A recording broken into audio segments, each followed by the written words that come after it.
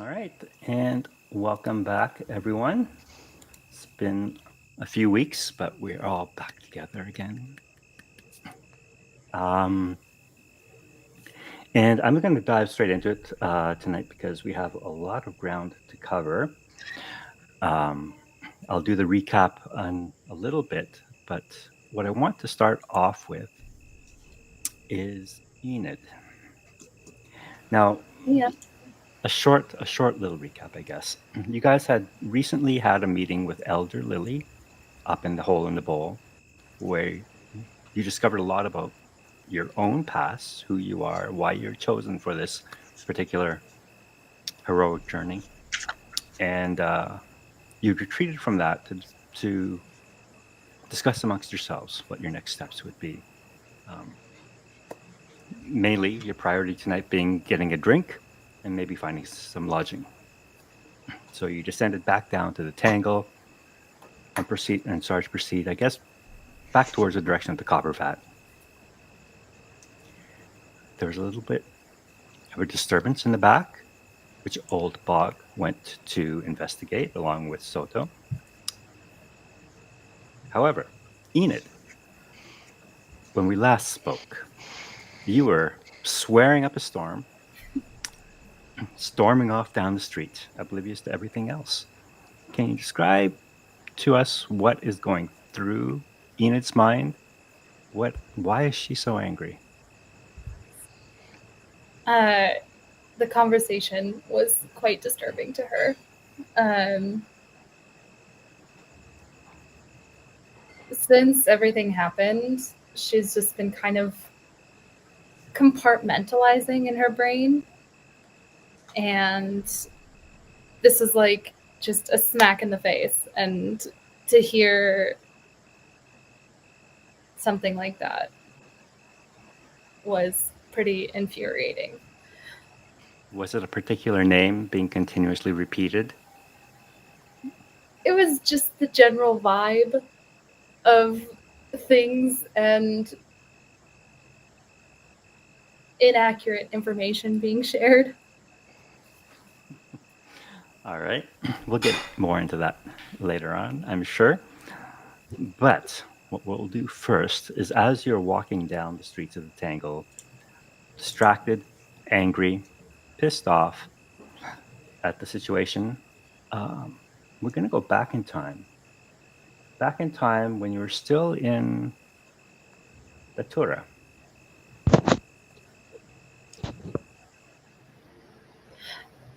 Dang it. I Datura love it is so much. an enormous cave system beneath the southern range where your colony, your family, vast numbers of Vespers live in various communities spread throughout these vast cave systems. Here, we see a particular market where we find a young Enid wandering through the stalls, looking at all the fabulous and interesting wares and trinkets that these merchants are hawking. And what is going through Enid's mind in this perhaps happier time of her life? Oh man, Riley's so excited, but I think that's really lending into Enid's excitement. Like the market is just the most magical place. Like there's just so many trinkets and artifacts and things to stick her hands on and figure out how it works. And she's probably just come from like reading the book that she found in the forest about magic, and there's so much to see and do and be excited by. She's As you probably like, wander, sorry, go ahead. I don't. There's probably like some vendors that she knows, and they're probably like, ah, Enid again. She's just like rifling through everything new that's come in from the ports. So, the Vespers have been traditionally known as brokers, merchants, intermediaries between people who live within the mountains and people who live within the Dreamwood. They remained neutral during the Necromantic Wars 1,000 years ago, for the most part. and instead focused upon their own security and ensuring that they had what they required to survive those terrible times. Now, with the war long gone and just a distant memory now, the Vesper community has thrived, and there are often caravans of merchants traveling to and fro from the great ports to the east and into the Dreamwood, and they would often stop here in the caves of Datura. Their wares from all over the world, fabulous, exotic things, and as you look through these stalls, you hear a voice over your shoulder.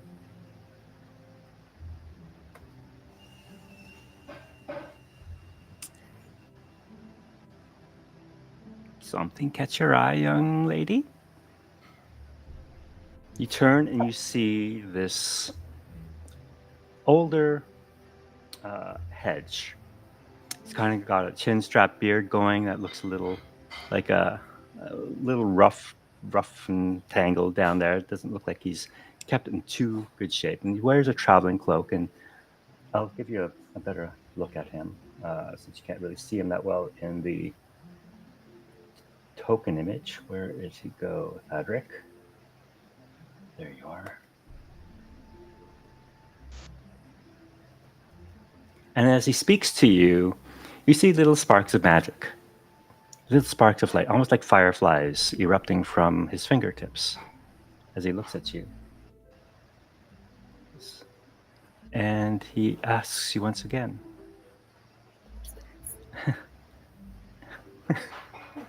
is there something that catches your eye, young lady?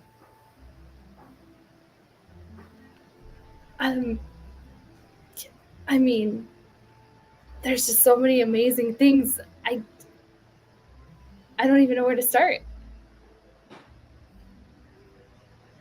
He reaches across the counter at this particular stall and picks up an artifact, an astrolabe. Now this is truly a magnificent piece, don't you think? And this astrolabe is like a bluish marble with swirling clouds of stars, and surrounded by gears and metal rings that kind of, if you spin it a bit, you can kind of map the stars and constellations as they move across the sky. How about this? I'm just gonna like reach out and touch it. Like I have no words. This is the most like I've seen amazing, really cool things, but nothing has ever come close to the wonder I feel in the moment with this astrolabe. Just wow. What is it? He digs into a pouch, pulls out a few coins, passes it to the merchant, who nods and smiles at him, and he takes the astrolabe, which is on a chain, and places it gently in your hands. I see great things for you, young lady. I've been watching you, not in a creepy way. But no, there's potential. And I dare say, would you mind walking with me? This is such an amazing gift. I can't take this. Let me do something for you. I can and she'll like use Mage Hand to like sweep off his robes. He smiles Pat at him that down. and says, I knew I could hear it in your voice. I could see it in your eyes. There is power in you. Tell me, what is your name? I'm Enid. A pleasure to meet you, Enid, as he bows deeply. I am Thadric. A mage of sorts, if you will. Yes, you're well renowned.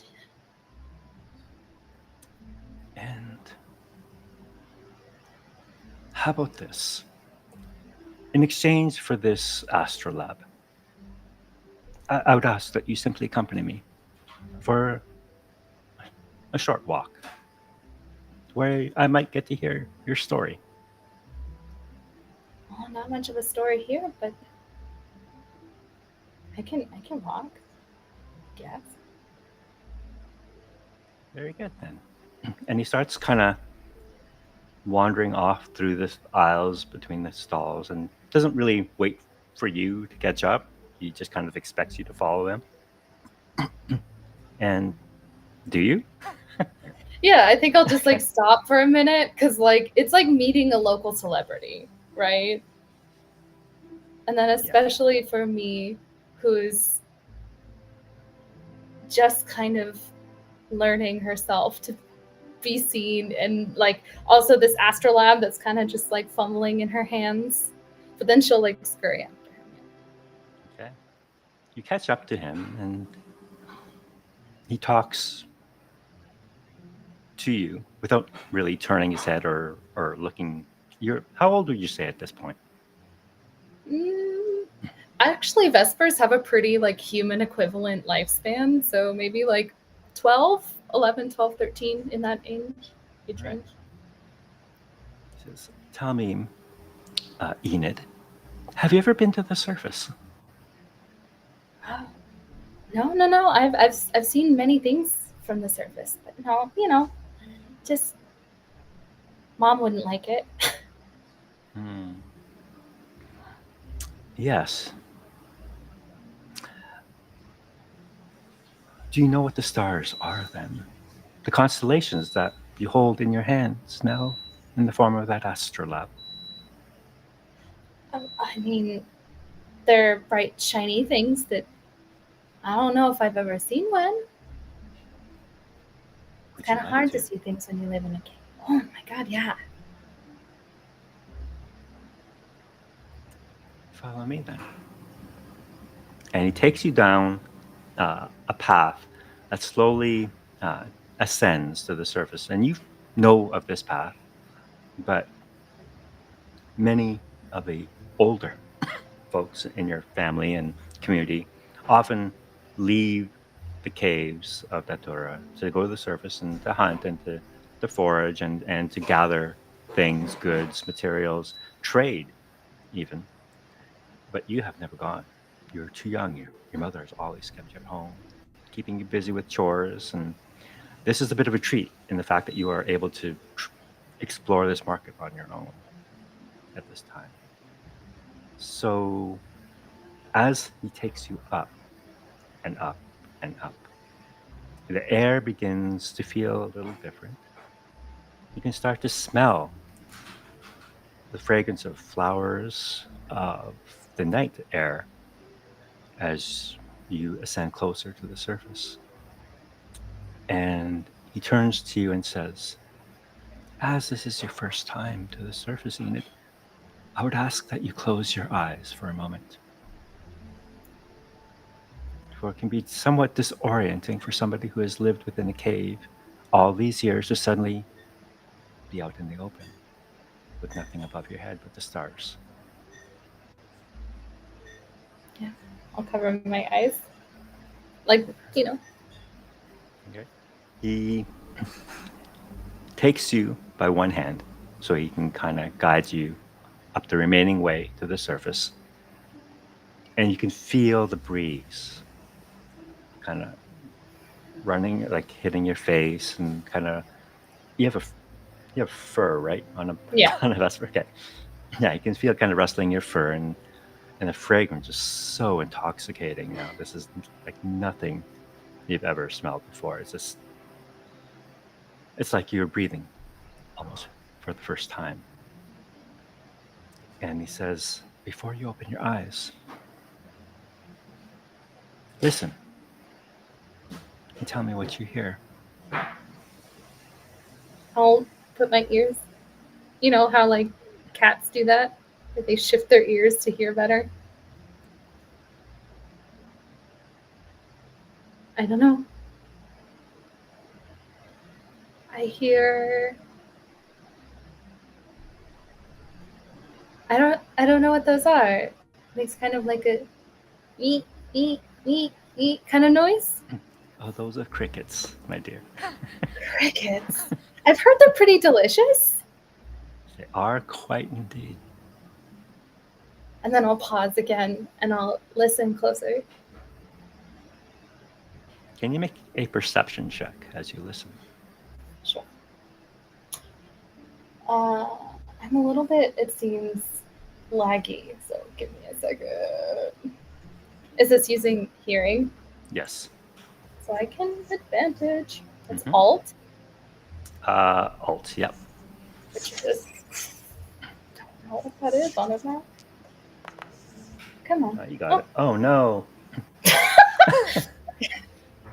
Yeah, that's pretty accurate, yeah. Oh, that was the disadvantage, but I'll take the higher roll. So that would be a It was 3 a 3. plus 1, so 4. So this is all so new to you, Enid, and you're a little overwhelmed. You hear the crickets.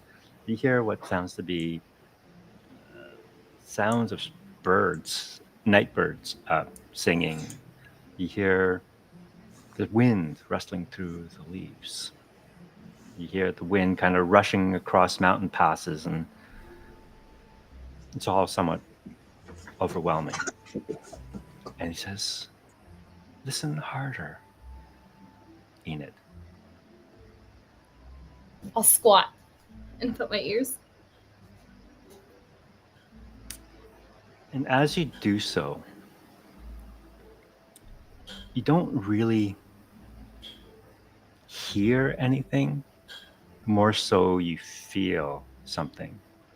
It's almost as if there's a second heartbeat that you can feel in your soul, for lack of a better word. It's just, you just feel a connection there for a moment. Do you hear it? I'll hold my hands out in front of my face.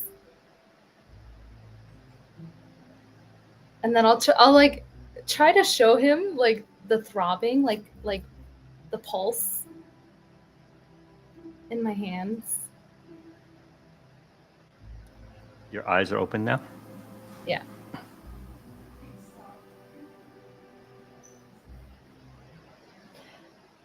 You look up and you see a vast array of stars. It's almost as if someone sprinkled sugar across this night sky.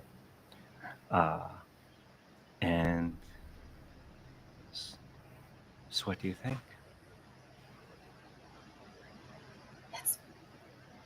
It's beautiful.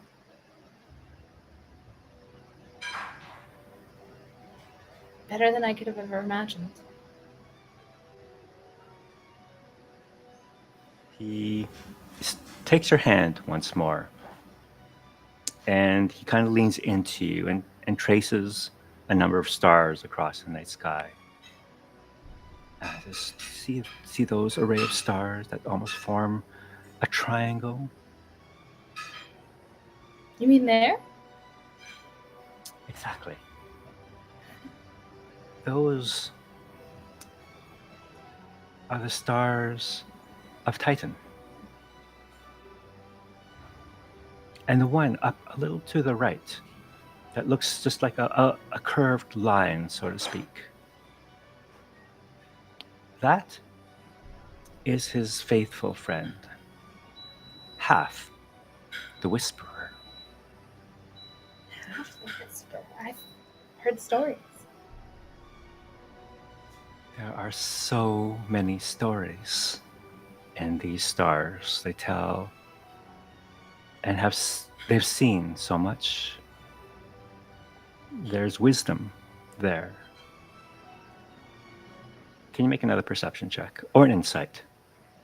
I think perception's better. Okay. If I roll at an advantage and get a 3 and a 1 again, yeah, perceptions. They're the same actually. So I'll go perception, and that's an at 1. Oh my goodness. Okay, hold Anna? on. That was a disadvantage. advantage again? No, that Okay. was just Okay, normal. that was just one. Okay, go roll. Go ahead and roll again. And usually when it's rolling this badly, I change the colors, and that seems to fix it. But better. All right, Not 9. great.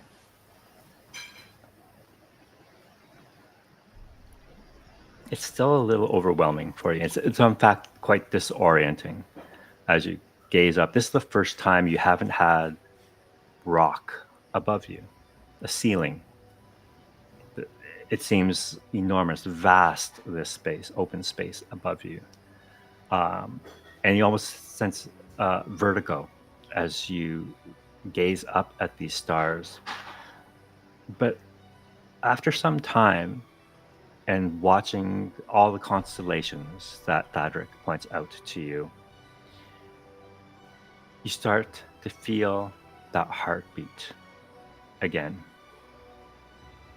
And you can almost see wisps of song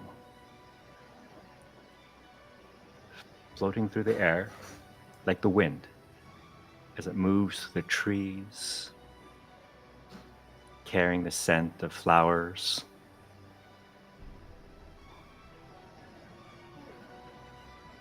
And Patrick, I Thadric, think I'm going crazy. mm-hmm. I can see songs. He is still holding your hand at this time, and he looks down and smiles warmly at you. Enid, would you like to learn more of the stars and the songs? Always.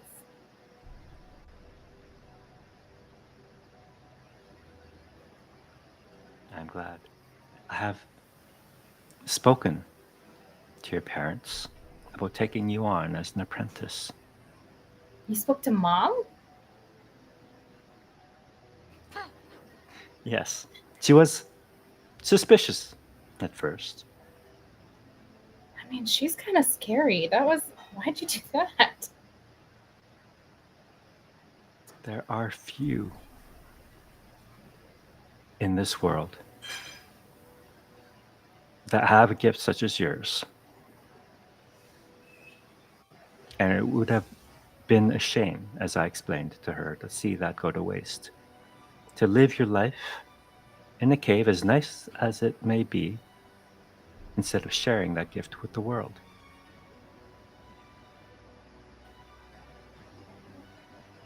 Are you sure you talked to my mom? I might have had to pay her a handsome sum of coins. But she agreed in the end that as long as I educated you, taught you the ways of the world, and kept you safe. And that was my promise to her. No. Okay. What now? He turns to look once more at the stars, and as you can see the stars reflected in his eyes as he gazes up into the night sky. And he says, "What now indeed?"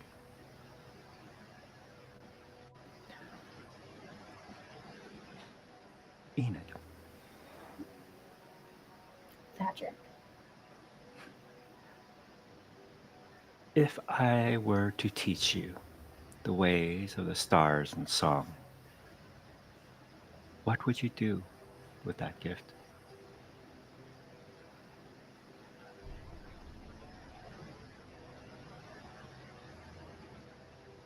I mean, I'm only 11. But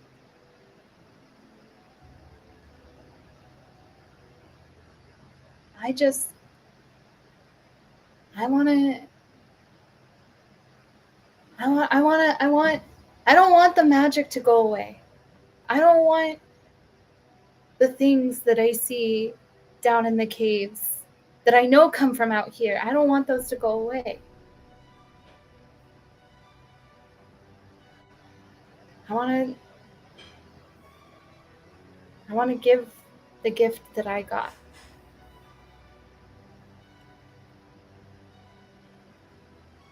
Enid, as long as you stay connected to what you feel this very moment, the great rhythm that beats through the heart of the Dreamwood, you will never be lost.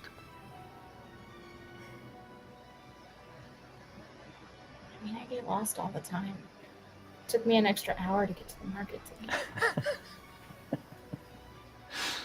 Well, we'll include some navigation and orienteering classes in our tutelage then Sounds good. to help with that. And perhaps with the help of this astrolabe and my teachings, you will be able to read the stars for yourself and navigate using them. You can read the stars? The stars have many stories to tell. This is the best book ever! And thus began Enid's journey into magic. You spent the next several years under Thadric's tutelage. You learned as much as you could from him over those years. And as your power grew, you never ceased to amaze Thadric. And you learned quickly. And you soon even outgrew his powers. Until one day he said to you, I have taught you as much as I can, my dear Enid. By this time, how old would you say you were? Well, like 17? Does that make sense? Chronologically? Yes. 17, 18? There's a place in the heart of the Dreamwood I wish to send you. It is at the Johwa Evertree, and it's a place of great learning, great spirituality. I wish to send you there to learn at the Luminarium. The Luminarium? But that's for, like, skilled people. I don't need anyone else. You have outgrown your master. There's no more I can teach you. You have surpassed anything I can offer you now. There's so much potential. Yesterday I just blew up that toadstool. Like, you can teach me how to not blow up toadstools. There's more to this life than toadstools, Enid. There's a path before you. Again, this place that he has taken you now, just at the mouth of the cave off to one side, where you can overlook the forest and see the northern range off in the distance, has become your favorite place, where the two of you can just come and talk and look at this night sky together. And he says, all these years, what have I taught you, Enid? The stars never fail. The song, as long as you carry it within your heart, will never fail. With these two tools at your disposal, you cannot fail. And there's so much potential and so much power within you. I have only opened the door for you. I ask that you have the courage to step through that door and learn more about yourself in the process.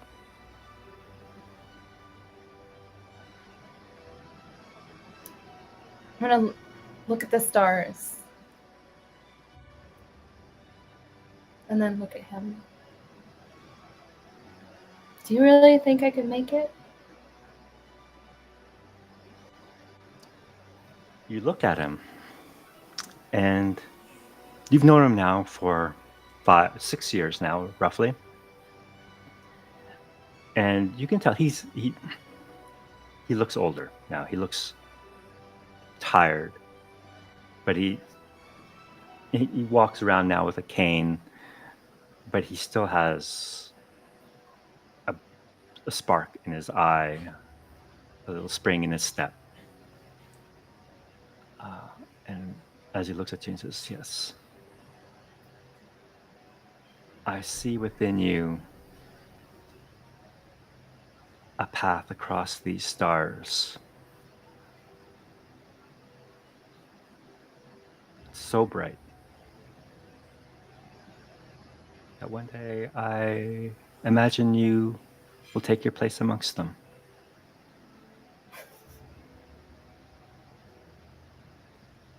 I don't know. I don't know. Luminarium, that's. I mean, the research that they've done at that place is just extraordinary. I've read the theses a million times. I'm just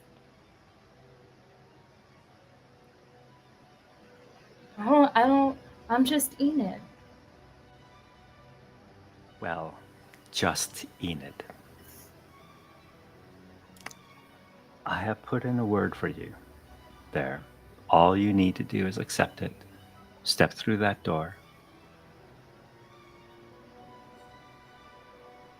And walk amongst the stars where you're meant to be.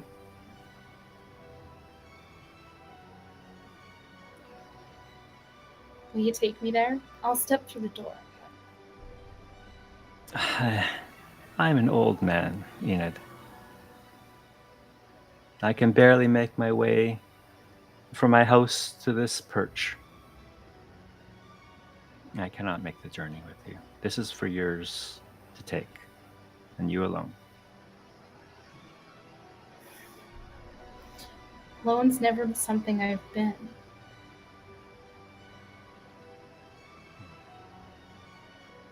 Look up at the stars, Enid. Place yourself amongst them. You're never alone.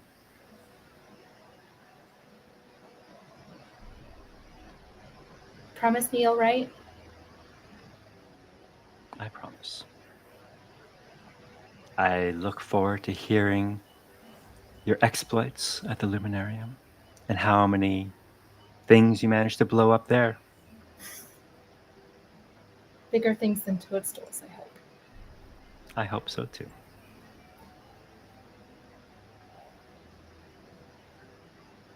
I'll just sit cross-legged.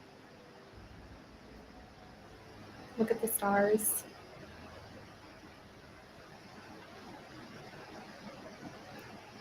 It's like the most expansive I've ever felt.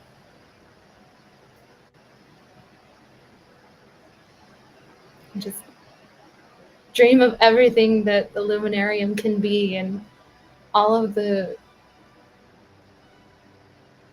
researchers I can be around, talk to the people that have written the books that I've read.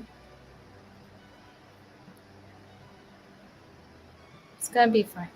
It will be more than fine. And he squeezes your hand. And you spend the last few hours with him watching the stars before the sun rises. And you make your way to the Luminarium.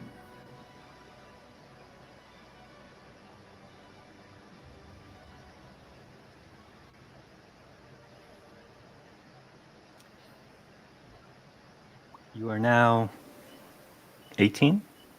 Yeah.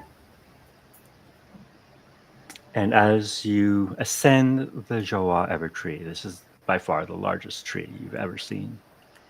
And this place of higher learning, buildings soaring above the branches, seemingly made from crystal or glass, sparkling in the daylight. You see throngs of students walking the halls, walking the grounds. And you spend the next few years studying, learning the arcane arts. And with you that entire time is a friend, Kieran. Kieran Nightingale. They share many of the same classes with you. You study together, you theorize of all the possibilities of the stars and song together. You enter your graduate studies together, advanced learnings under the tutelage of very specific and highly learned scholars.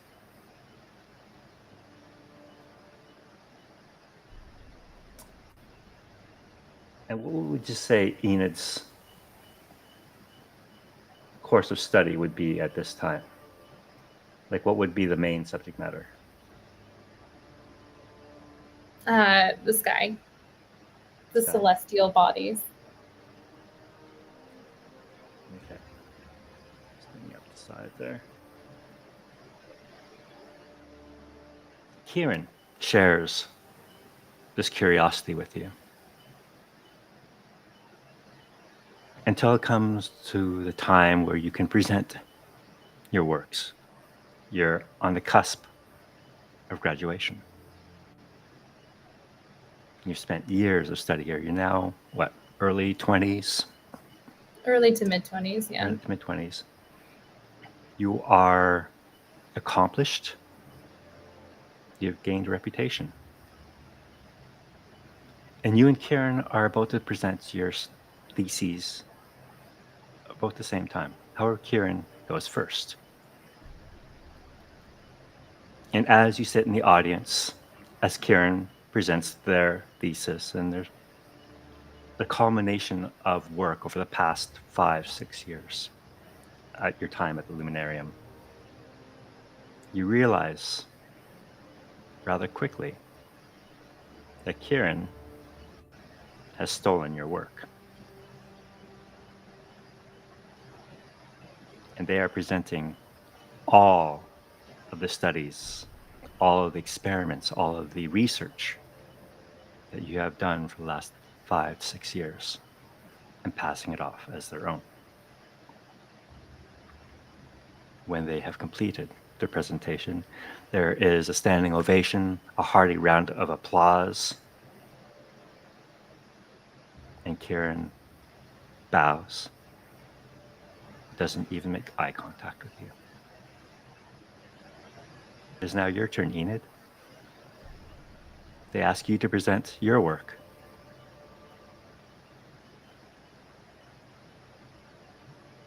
Enid's not even hearing anything. It's just like tinnitus ringing and just white hot rage. Just like the blank space of just like nothingness. It's like, you know that feeling when you're like embarrassed or scared and it's like you feel hot and cold at the same time? And she's just sitting there in the auditorium because it's not just her thoughts, it's her words, it's her work. She knew it was coming before Kieran even ever said anything, because she remembers the specific night that they sat up late at night and she told Kieran about this.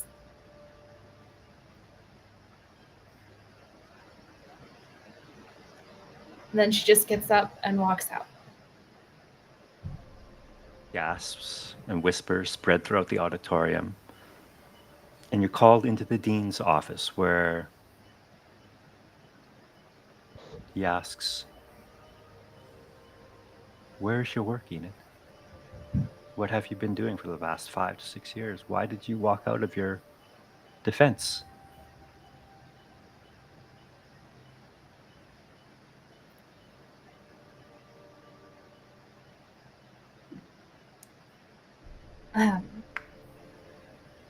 Can I show you something? And lead the dean back to my dormitory, take out the research that I have, and just show it to him. He takes his time leafing through your notes and your research. And he says, Why are you showing me this? This is all Kieran's work. But it's not. You are making a very dangerous accusation, Enid. Are you accusing Kieran of stealing your work? I'm doing no such thing. What I'm saying is this is my work. And she just breaks down into absolute sobbing tears, starts ripping things off the walls. Just full tantrum. The dean is a little shocked, not quite sure what to do in this situation. But he says in the end, Enid, if you have no thesis to present, and you are showing me the work that Kieran has already presented in their own defense,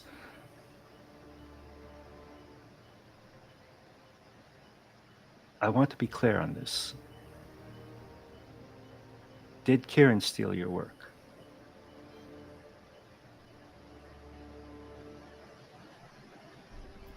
Define steal.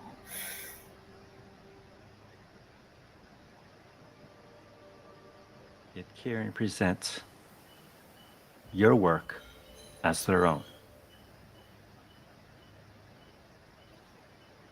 All I can tell you, Dean, is that this is my work. This is what I've been working on for the past 6 years.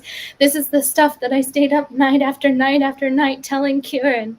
And then when I sit there and I hear them talking about it, I don't know what to say. I don't know what to tell you, but all I know is that this is my work.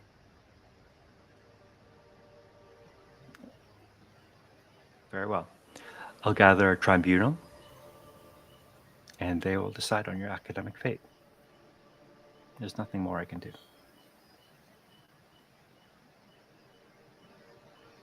If you have no work of your own, original work of your own to present in your own defense,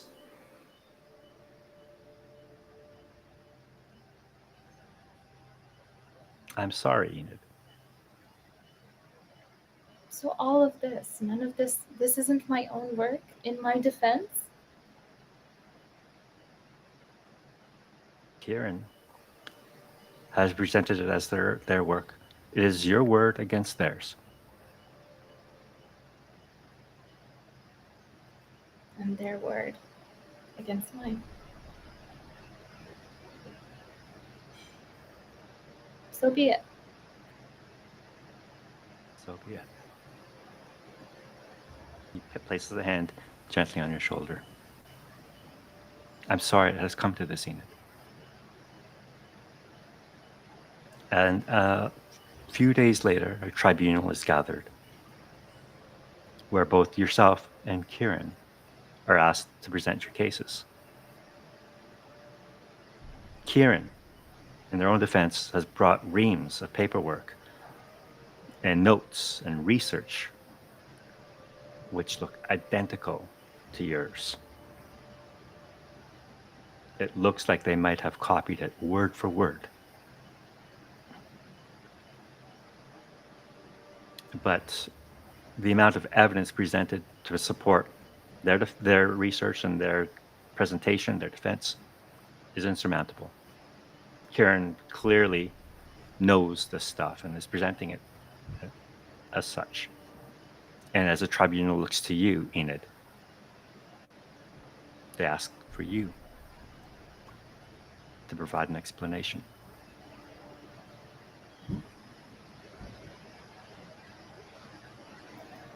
I try to find as much as I can with dates. But for this entire friendship, I've never known anything but trusting the people you hold close to your heart. I don't have anything. After a brief deliberation, the tribunal returns with their verdict.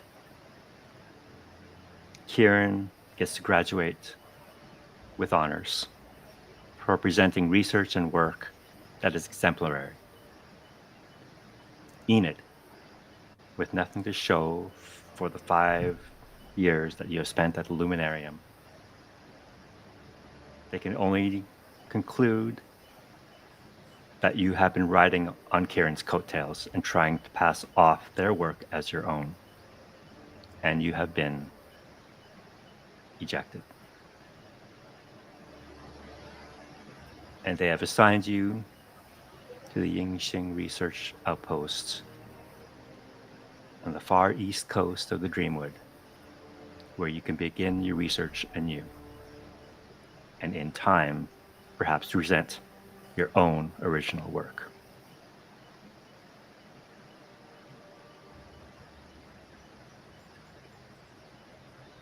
Yep.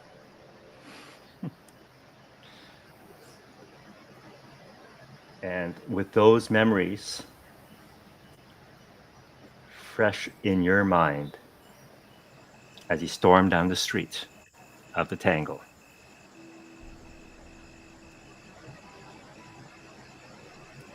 can you make a perception check for me, please? Sure. Because those have been going super well today.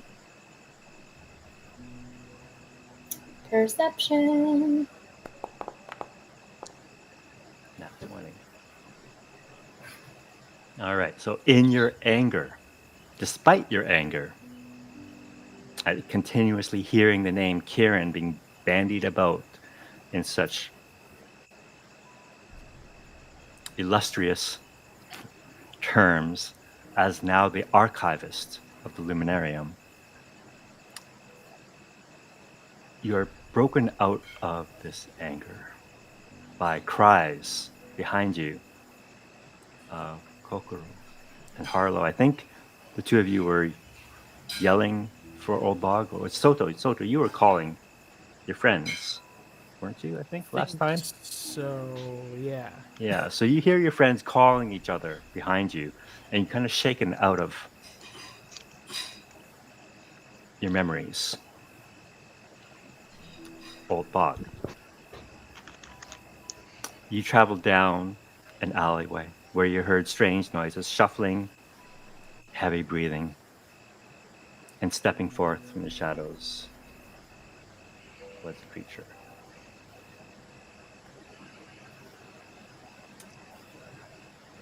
About the size of a large horse, covered in multicolored feathers, a single horn jutting from the right side of its head, and strange bat-like wings again covered in feathers, stretching up behind it. And as it steps out of the shadow, it lets out a low, menacing growl. Bog, what do you do at this point? Old Bog puts his hand to his hip where he's got his hand axe in his holster, and he just puts one hand out, like, whoa, exactly like you'd be taming a wild steed or something, and probably takes 2 or 3 steps backwards, with just like this slow backward walk, because his eyes can't believe what he's seeing. Soto, you're at just a few steps behind Old Bog and Kokoro. You notice the heat emanating from an inside pocket of your cloak. It is the box that contains the pink feather that was given to you that evening, not that long ago, by a strange Vulpin woman that is now radiating heat, and you can almost feel it like vibrating like a cell phone that's overheating and going off. Are we talking like heat pad, or are we talking like it's really hot? No, it's just warm to the touch Okay. right now. Okay. Who is next to me? It'll probably be Harlow, and you see Enid storming off down the road. The road. Yeah, Okay. ahead. I'm gonna kneel down and I'm gonna have Harlow face me, and I'm gonna have her touch. Is the box is hot, or the actual feather is hot, or like everything is Well, warm? all you can tell right now is the box, unless you open up the box and look at the feather. I'm not opening the box. I'm just taking the box out to feel it, and I'm gonna have Harlow also feel it, just to make sure that I'm not going crazy right now. It is warm to the touch. Okay. Do you feel this? Feels like a box. I put it back in. I just walk away from her.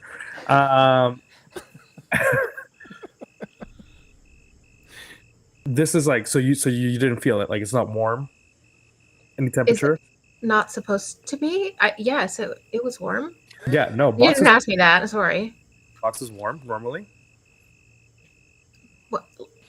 I don't know about your box situation. I thought it might have came out of your pocket. It Just wasn't. be specific. I mean, you're right. It is a box. Do we notice Pookie? I think we haven't gone down that. No, you have not. You have not gone down the alleyway yet. Okay. What's the deal with the box? Did it just like heat up really quick in your pocket? How did you? Yeah, I have no idea. I mean, you know what's in the box is a really fancy feather, but I haven't. I don't know. I'm gonna open it to see what the feather is doing. Open the box. What's in the box? Yeah. All right. It's a So feather. I am going to have you all roll initiative for me, please. Ah, there it is. That was so funny. I don't know about your box situation. Bro. What does it feel like? A box?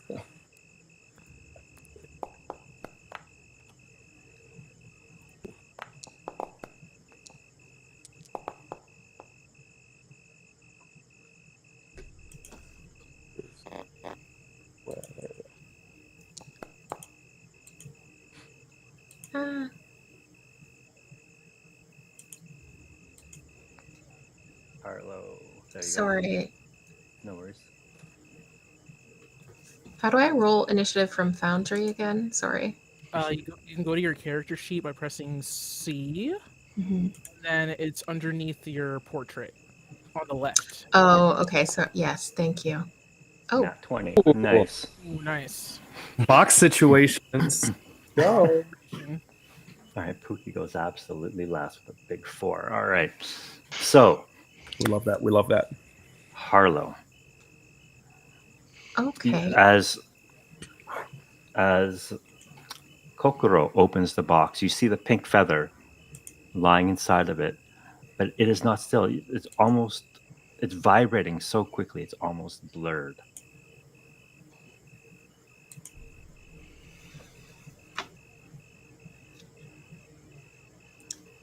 I am going to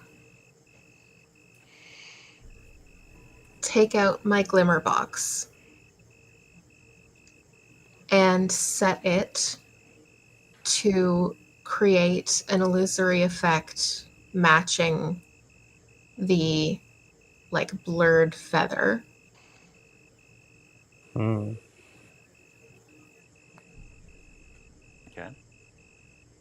And where would you like to create this illusory effect?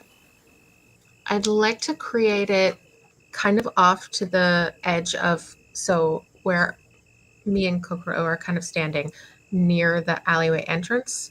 So I'd like to kind of move over so that we can still leave through the entrance if it is distracting or whatever.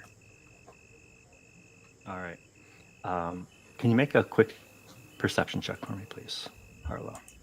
Yes.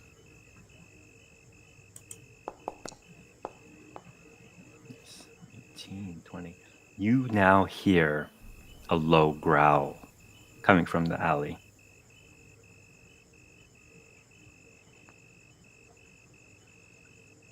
So you have not entered the alley yet. Would you like to move into it or stay where you are?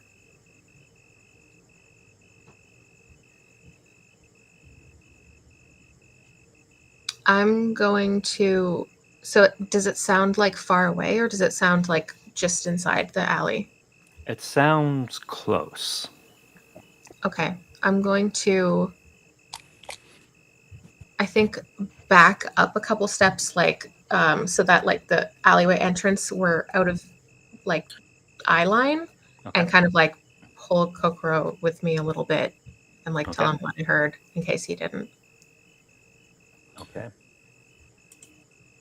All right, then I'm going to move on to Enid. You hear the voices of your friends calling for each other behind you. What did you roll for your perception again? 21. That was initiative. 9. No, 21. All right. So you too hear what sounds to be that low growl coming from an alleyway. You do not see Old Bog or Soto, and you see Harlow and Kokoro standing just to one side of it at the entrance. What would you like to do?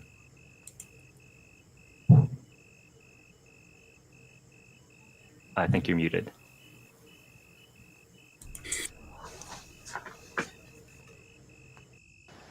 Totally thought I unmuted before. Action, movement, getting back to everyone. All right. So you retrace your steps, head back towards your friends. Do you enter the alleyway or do you stay by Harlow? Harlow. Okay. All right. Soto. Ahead of you, you see Old Bog squaring off against this enormous creature. You hear Old Bog saying, "Whoa." The creature looks scared. He looks cornered. Mm. I think Soto's just going to try to whisper to Old Bog, back away slowly.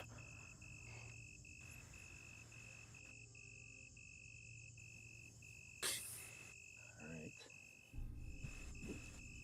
right. Anything else from Soto? No, we'll just see what happens. All right. Kokoro. Okay. So, how far am I from the alleyway? You're probably just around the corner from it. Okay. And how far from it did you put your illusion, Harlow? So I was imagining that we were standing like right at the alley when we were doing that. So I was kind of just creating it right there, and like, so I guess it's just on the other side of the alleyway opening from us. So it's on the opposite side. Okay. I want to do a minor illusion of exactly what she's doing. So the blurred feather. But with minor illusion, I could also have it create a sound. And I kind of want to make it have a like a woom, woom, woom, woom kind of noise, like a pulsating noise as it blurs. But I want to put it 30 feet from where hers was, like further back away from the alley. That way, Okay. in case we can get him out, he'll see hers first, and then mine, which will make more noise. And that might be able to kind of give us a chance to regroup or do something there. All right. So by placing it 30 feet away from the entrance of the alley, you're pretty much putting it on the other side of the street at this point. Right, and I want to kind of like have visibility of both, right? Okay. So that you can see hers. All right. Not a there. problem. Well, and I'm gonna kind of stay. I'm gonna pull back like a little bit. I don't want to be like right as the alley comes out. Maybe like 5-10 feet from like angled into the street backwards. All right. Excellent. Old Bog, you're up. Just kind of taking that defensive position, walking backwards slowly, I'll say to Sotu, what the heck is that thing? I don't know, but it's much too large for us to take on by ourselves. Old Bog will look back at Soto like, speak for yourself. But nonetheless, I will I'll keep backing up, dodge action, Yeah. and just try to observe the behavior of this thing. If it truly is scared, right? Scared things can act out. But if we can not appear as threatening, maybe it'll chill out. So yeah, Right. keep walking backwards, dodge action. How much distance would you like to keep between yourself and this creature? 15 feet. 15 feet? All right. Can you make either an animal handling or persuasion check? I will do. Animal handling will be a slightly lower DC. The other one was persuasion. Yeah. I will do animal handling.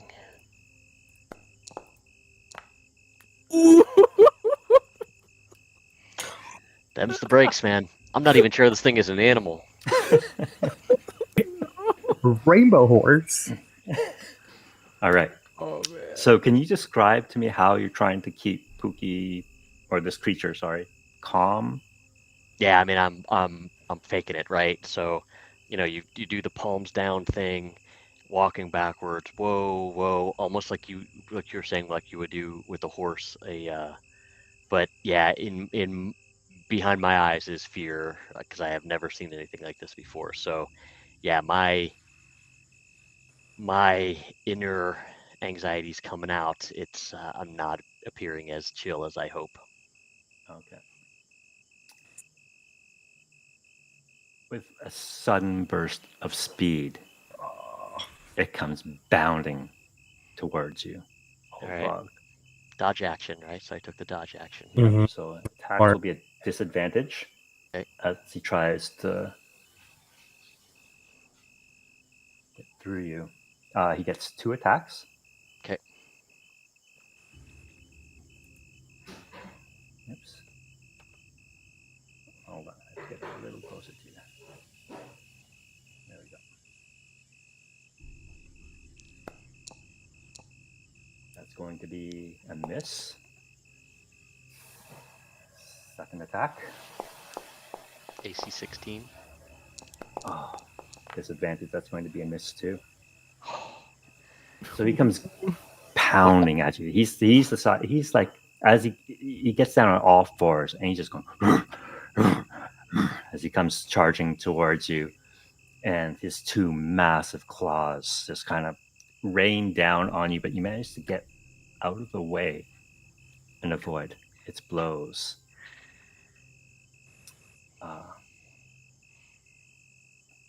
Harlow, you hear this beast charging down the alleyway.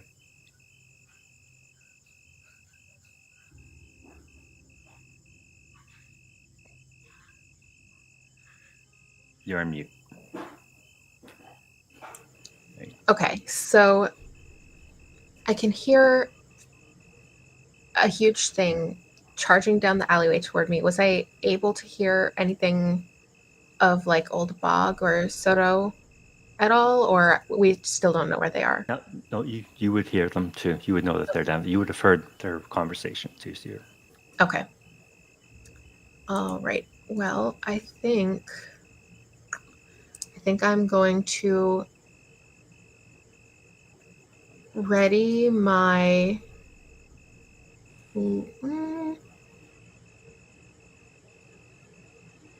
Now I'm going to ready my nail launcher. So I'm going to ready the attack for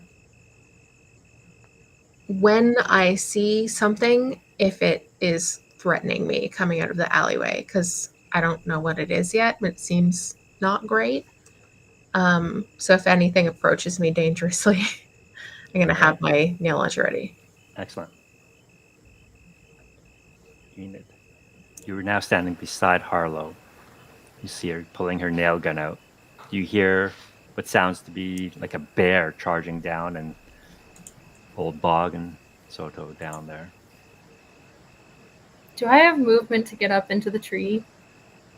Like climb up the roots into the lower branches or the lower root system? You sure can. You don't have climb speed though, so you can only make a certain way up. Yeah. That's, Okay. that's fine. All right, so you start clambering up the root system. Okay. And do you want to like use a dash action to get a little further up? If like I just want to be on like this first branch right there. Okay. So if I need to dash for that, then yes. Yeah, If I don't, you'll need to dash for that for sure. I'll just get up the tree. Can you make an athletics check for me, please? Sure. -1. Let's go. Oh, All not right. bad. Ooh. Nice. All right. You clamber up the roots up onto that cross branch or whatever it is, and make it up there. Soto, you see this beast come charging towards Old Bog. Miss with its two massive claws. Okay. Are its eyes open? They are open. Okay. The only idea I have is to try to shoot a dart in one of its eyes. So then that would maybe allow Old Bog to run away or disengage or something. Yeah. I'm gonna try that. All right. Throw a dart. Throwing dart. Oh, Oh my god! Oh, Seriously? not the move. The thought was there. It's, All right. it's chaotic. so you see this bizarre, terrifying creature bearing down on your friend or your new friend, Old Bog. You pull a dart out to throw at it, but the fear, I guess, grips your heart, and you just can't get good aim on it, and it just ends up lodging the dart into a nearby wall.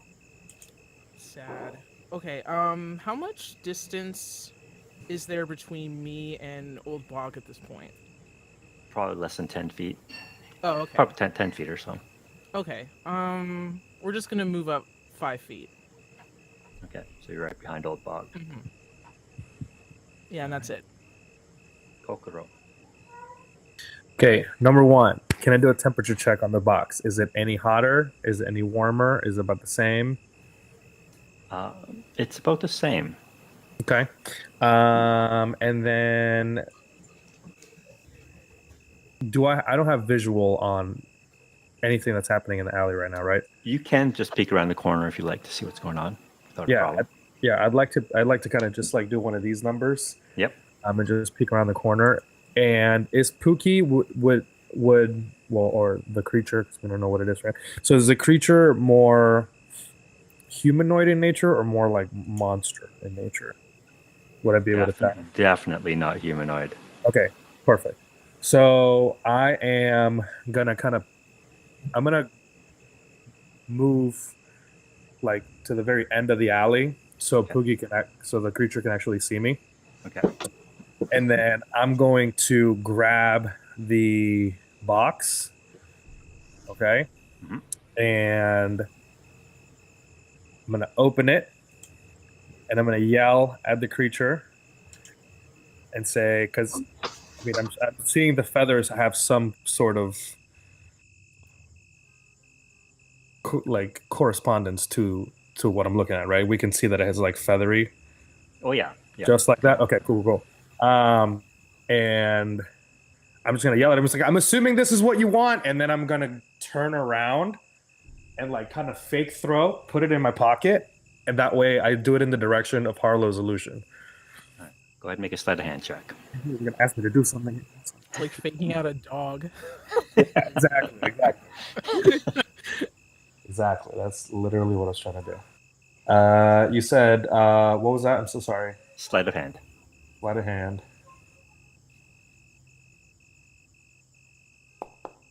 Did that go through?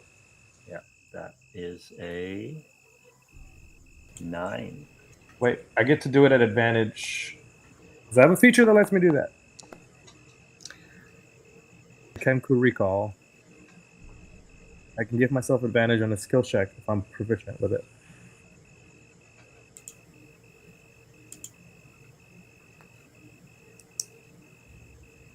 right, so that's a 14 then. A little bit better. All right, I'm just going to make a roll here. I'm going to do it off screen just to see if it falls for it. Okay.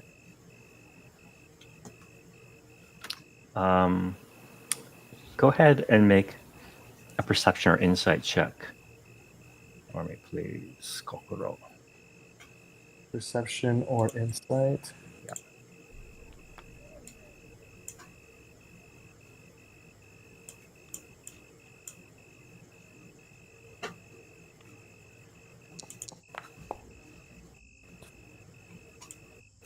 All right. So, was the box open, showing No. the feather? No, it's just the box. Yeah. So I opened Okay. it, right? And then, Showed. yeah, showed it, and then when I turned around, I closed it, put it in my pocket, but I like pretended. Okay. With an 11, you managed to catch its attention when you fake throw the box away. And Old Bog, you're standing right in front of it. You would probably see this too more clearly, and Soto too. It stops. It's like it's almost frozen in its tracks for a moment.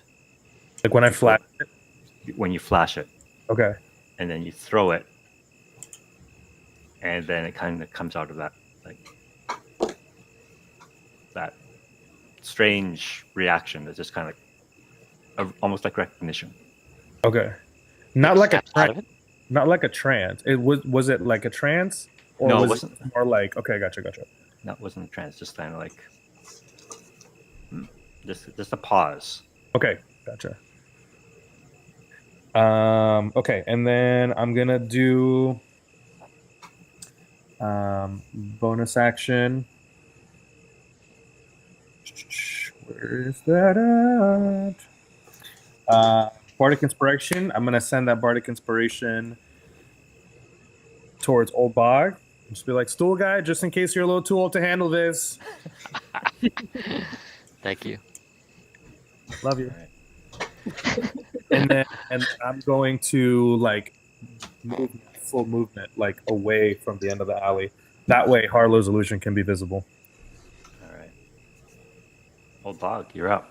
What is the beast's reaction to the box being thrown?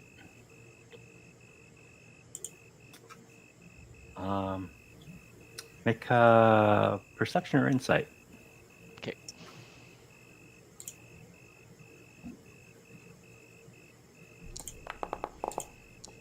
Oh my god! Let's knock out him. What is Get him out of the way already. happening? So All many right, so nat I- ones tonight. So I have no idea that how he's reacting to the box. Yeah, My maybe you didn't instinct- even see the box. Exactly. My instinct then is to grapple the beast with my action He's grappling the beast. with an 8. I don't want it to get past me. Spicy Horse Wrangler. Yeah. He's going to resist. I will action surge. All right. Ooh. But my action surge will be to dodge. Okay. All right.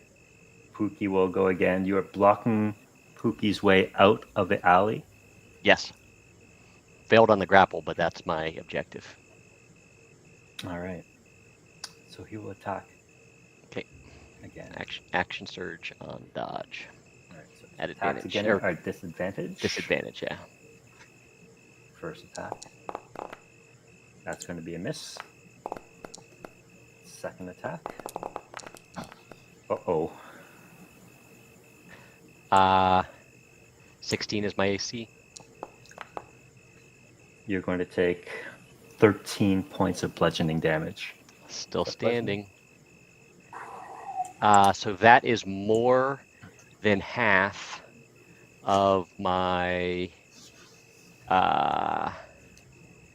hit points.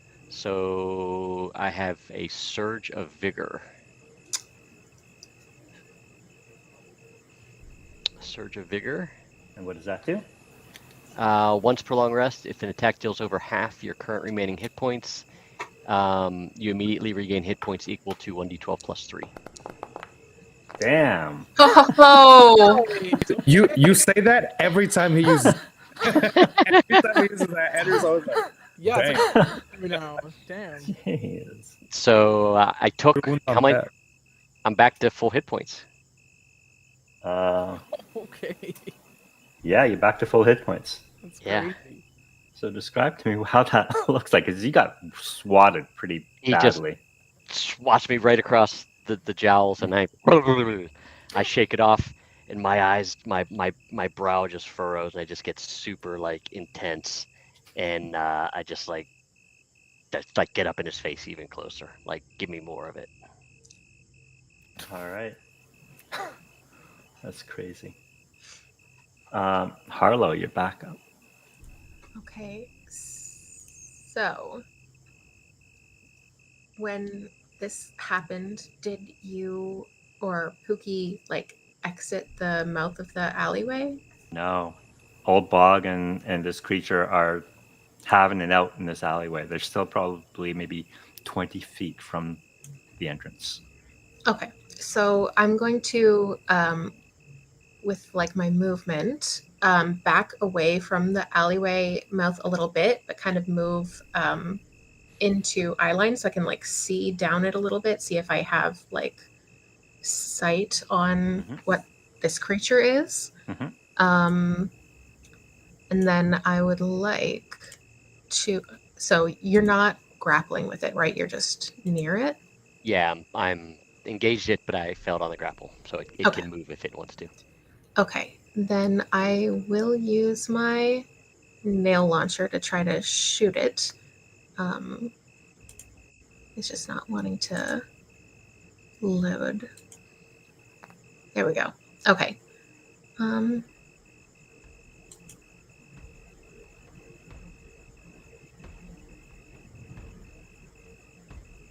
Did that go?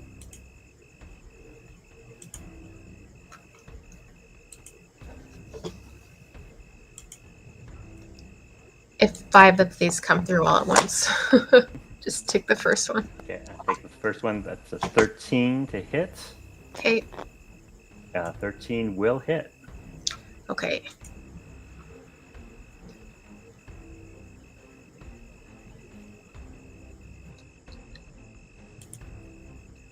All right, so that's just 2 damage, and it's like a size large creature. Yes, it is. Okay. All right. In that case, the grapple effect doesn't work on it, and I am going to also ready my. Can you ready a bonus action? I allow it. Yeah. Okay, I'm just going to ready a bonus action of like using my swift wheelers to like move away quickly if I can, if it comes charging at me. Okay. Oh, sorry, but you've already used your action this turn, so you can't ready an action. You'd only. Gotcha. Okay, so I will just wheel back out of the like view of the mouth of the alleyway, just so I'm not like ranged All right. view. All right. You can tell when, as this nail hits it square in the shoulder, howls in pain, is now not only scared, angry, is now hurt. And Old Bog, you can see its eyes going from that kind of scared animal kind of look to something a little bit more dangerous. Oh, good. All right, that will bring us to Enid. Sorry, guys, I got this. I'm gonna like bird shuffle across the limb. You know how they do that thing? And then I just want to like fall backwards so that I'm hanging upside down because I'm a bat. Yeah, All right. Valid. And then shout to Kokoro, little help here, dude, please. And then I don't remember if I kept the loot or not. but I think you gave it back.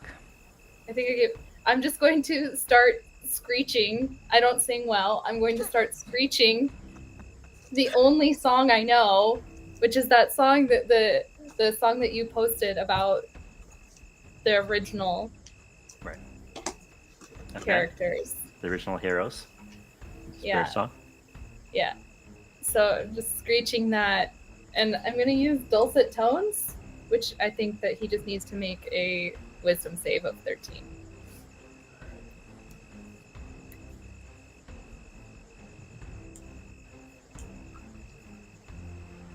Come on, screeching. Fails. So I think he just is pacified, incapacitated, and what else? Sorry. Yo. Yeah, okay. Yo. Let me. He's charmed, incapacitated, and pacified. Let me just Three double check. effects?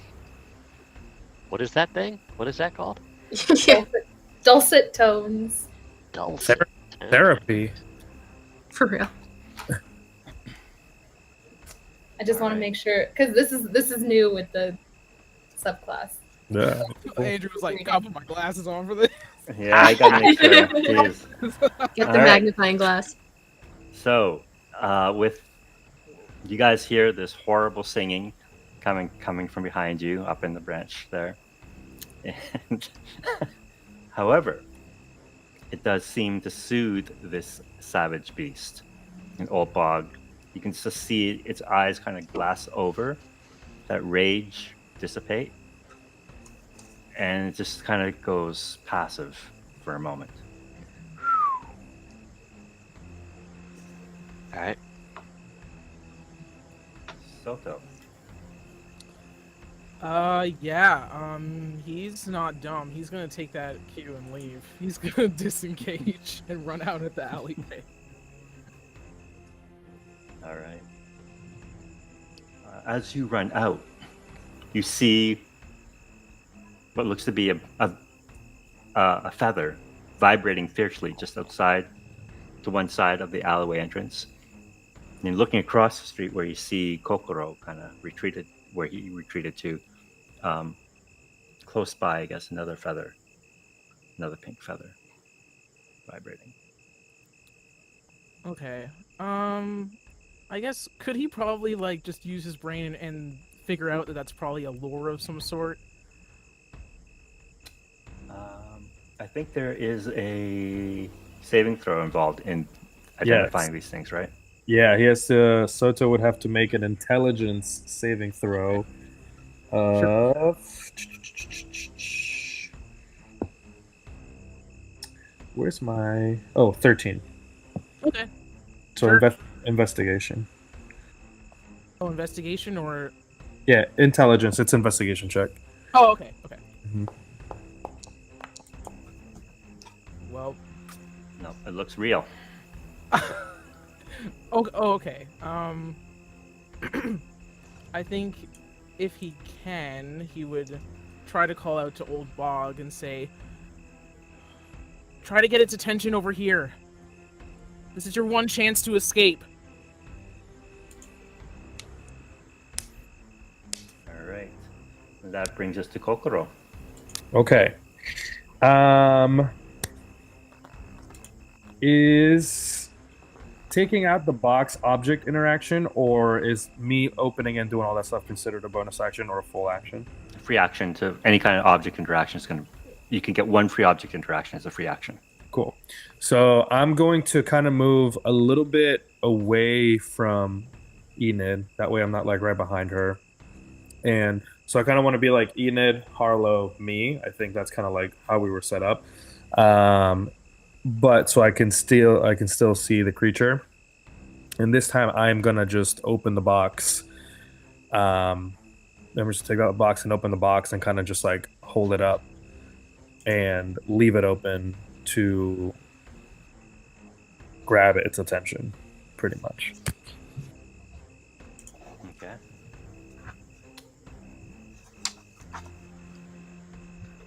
sees you in this kind of dazed and confused kind of look on its face as it just kind of sways there in the alley.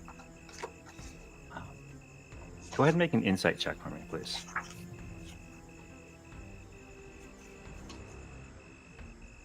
I'm not very good at this. Oh, there you go. Yo, Hey. A dirty 20. So you can see it looking at you, at the feather, back at you. And despite this kind of glazed, passive look on its face, there's also fear. You see it recoil briefly upon seeing it. Okay. I will let the team know, whoever can hear me, that it is very interested in this feather. Clearly seems interested. Is a little scared. Let's maybe try to take a defensive stance on this and see what it does. Right? I mean, it's clearly it wants to interact with this to a degree, but we're also not really doing good at not making it mad. So let's give it some space. All right. 100% set 6 seconds, by the way. End of turn for Kokoro then? Let's do. I'll do another bardic inspiration. Send that Soto's way just in case. All right. Oh, Bog, what would you like to do as you see I- this massive beast pacified in front of you? So it's still conscious, right? It's not unconscious. That's true. That's true. All right, but it's standing and wobbling and sort of stupefied. But I don't, maybe I have my back turned to the box and the feather, so I see its reaction change a little bit. Its expression change a little bit. All right, so it's motionless. Soto's backing up. I'll back up as well, but still stay between Soto and the creature. And I got my axe on my hip, and I reach my back, and I grab my kind of quarterstaff like a baseball bat off my back. So I'm between the creature and Soto, and I will just ready a swing if it comes at us. Okay. How long does the effect of dulcet tones last? As long as I keep it up. So I can use my action every turn to. Does it save every turn too? Like at the end of its turn, or does it save whenever you choose to? It's redo? at the end of my turn. Okay. But I can use my turn to All right. redo it. So every round though it gets another save. Okay. Mhm. All right. Harlow. Okay. So I think since we're going to try to take a more defensive stance, then yeah, I'm going to back up a little bit more just to make sure I'm not within its range, but stay kind of like close to the pack. And just ready another nail gun blast. Okay.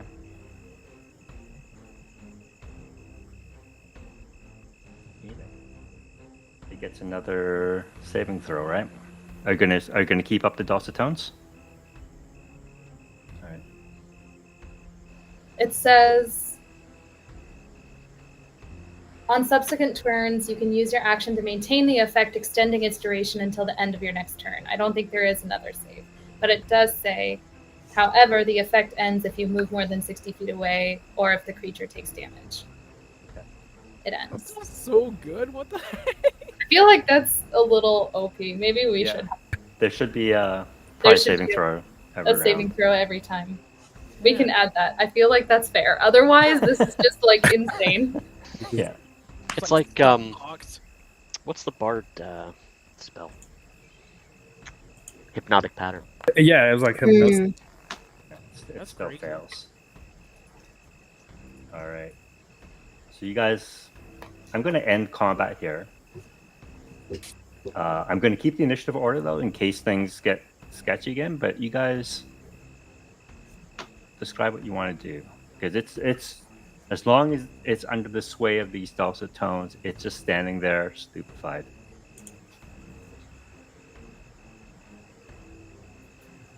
Okay, I'm just gonna tell you guys, let me walk up slowly with this box open, and if I can have Stool Guy and Old Owl just kind of have my back as I approach this terrifying spicy horse, that would be most excellent. And ladies, look alive as something happens from afar. And I'm just going to start slowly walking over with the box open. So you pass Soto. You pass Old Bog with his baseball bat. I probably look at Old Bog and I'm like, yo, bro, let's just Man, that's put that defense. away. Defense. All right. You're Enid. Do you continue with the dulcet tones? Mhm. Okay. I mean, it's not nice. The whole time I'm screeching. It's getting better. It's slowly. It's like white noise. Like we just get used to it. I'm just gonna like look at you guys like like I've sang this verse of this song like 6 times. Top 40 hits of Humblewood. All Yeah, right. it's a radio So Pookie, station. however, manages to make its saving throw this last round, Oh. Not my feathers getting ruffled as I'm approaching. and you can see the glaze look clear from its eyes. You kind of see it shake its head as if it's coming out of some sort of stupor. But you are how close to it now? Ideally, I wanted to stay within like 10 feet, not really like engage, but have it approach me type of thing.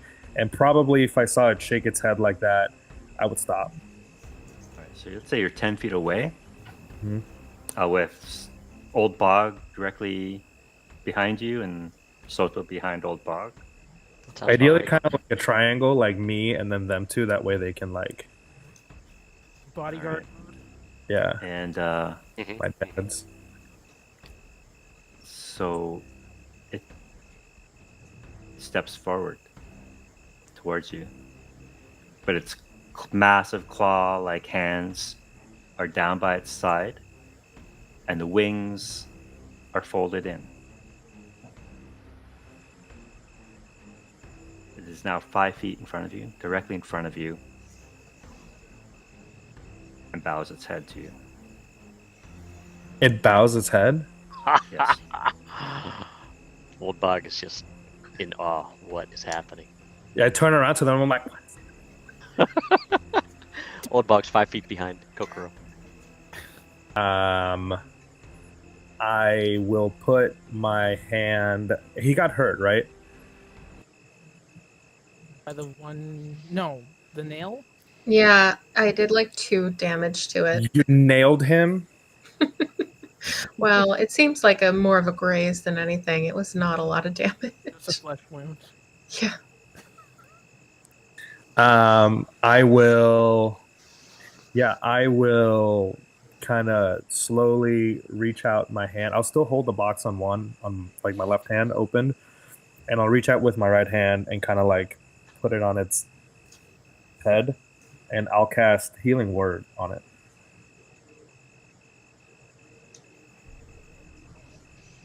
And that is. Where are my spells?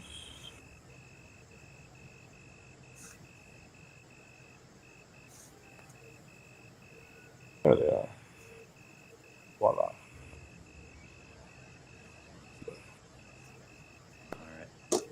come through. Okay. You all see this magical energy, healing energy, flow from Kokoro towards this creature. You can see where the nail clearly pierces its left shoulder. The heal does nothing to it. What? Dang. And it just continues to stand in front of you, head bowed.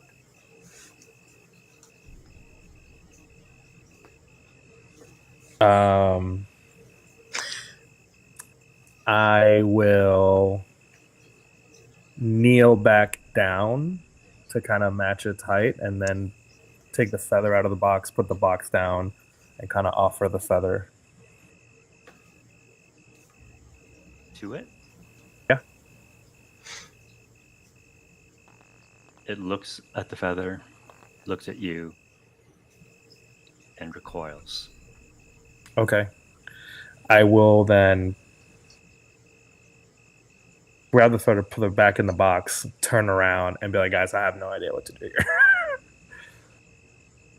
Well, it doesn't like the feather, so hang on to it. Yeah. It's back in the box. Okay. Is it like bleeding from where it was damaged, or does it look okay? What it looks like is pieces of stuffing. Does anyone have mending? Mm-mm.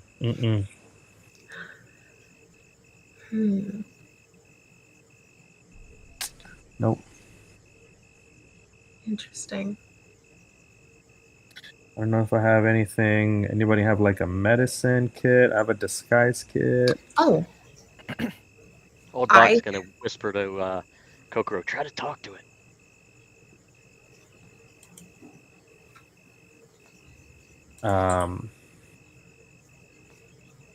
Hi. What's your name? I'm Kokuro. It lifts its head to look at you. You just hear its heavy breathing. Like it does sound like a bear, this thing, the way it breathes and the way it kind of growls as it breathes. Mm-hmm.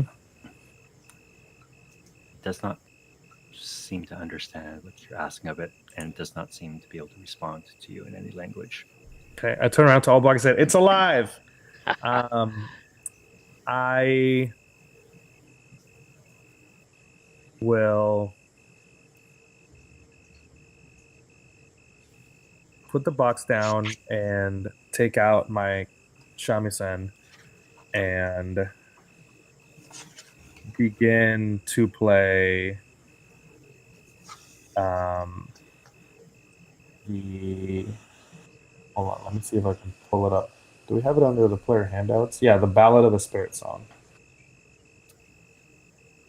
All right. You start playing that song. I think it's the same song that Enid was trying to sing. Yeah, but it just sounds way better now. Can you make a performance check for me, please? Performance check, though. Just you know, just. Okay, let's see here. Will 100% give myself advantage on this, by the way, with the Kekko recall. Where is? Am I blind here? Performance. There it is.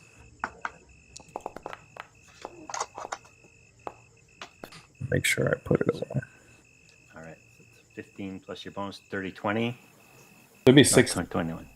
Yeah, 21. All right.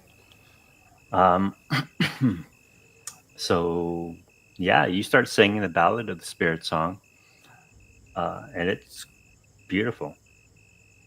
Brings tears to your eyes. I'm so good. And as you sing, you see this creature. Make an insight check, actually. All of you can, if you like.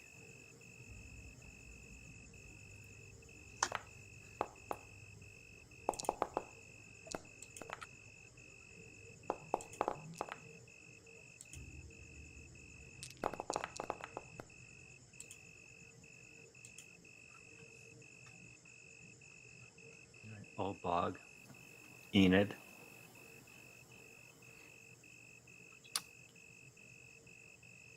I mean, this thing looks pretty fierce and terrifying. But as it listens to this song,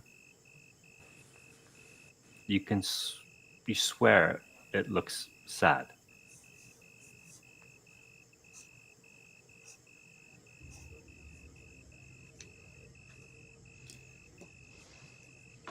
Old Bogger whispered to Kokoro, keep playing. That's what I'm good at. So I'll stay. I'll keep playing. I will say that part of the song talks about the heart knot, and I know Harlow has something like that.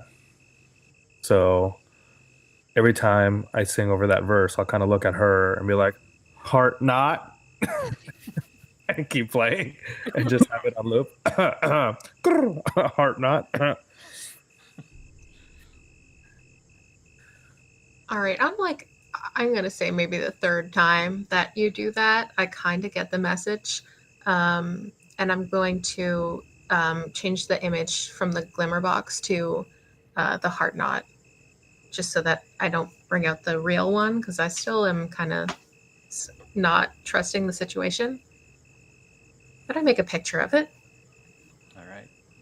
It sees this image, a copy of the heart knot, and you see a flash of anger in its eyes.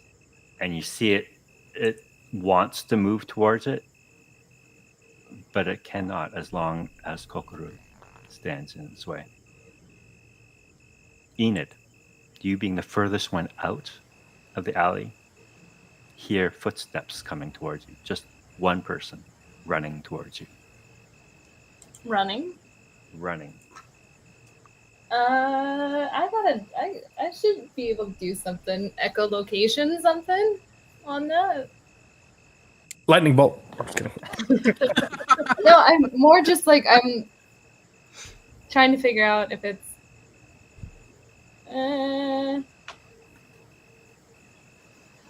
Nah, nothing too specific. You can see running down the street towards you. What not night? Who's it? Oh, Hey, it's our friend. He made it. He My finally son. picked it. hey, dude. The Onion Knight. Father. And he has his armor back.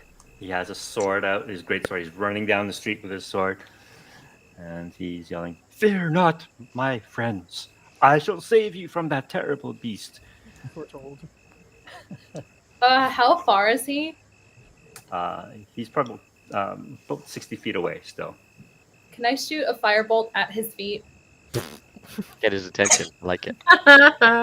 Stop. I'm just going to make you roll a hit just to hit, just to see it lands where you want it to. Sure. And I'll say if you get a nat 1, you accidentally hit him. Cool. Well, the way that we've been rolling that ones. No, maybe that's over now. Don't put that juju on yourself. Let's go. All right. You send a shower of fiery sparks into the air as your firebolt lands on the street, the cobblestones in front of him. He halts for a moment, looks at you. Says, "What Don't treachery is this even think about it. that you would attack a Night Warden?" It didn't attack you. Evertree. Didn't attack you. Attacked the ground. You need to stop. And then I'll show him that we're listening. The beautiful performance. Can you make a persuasion check for me, please? Sure.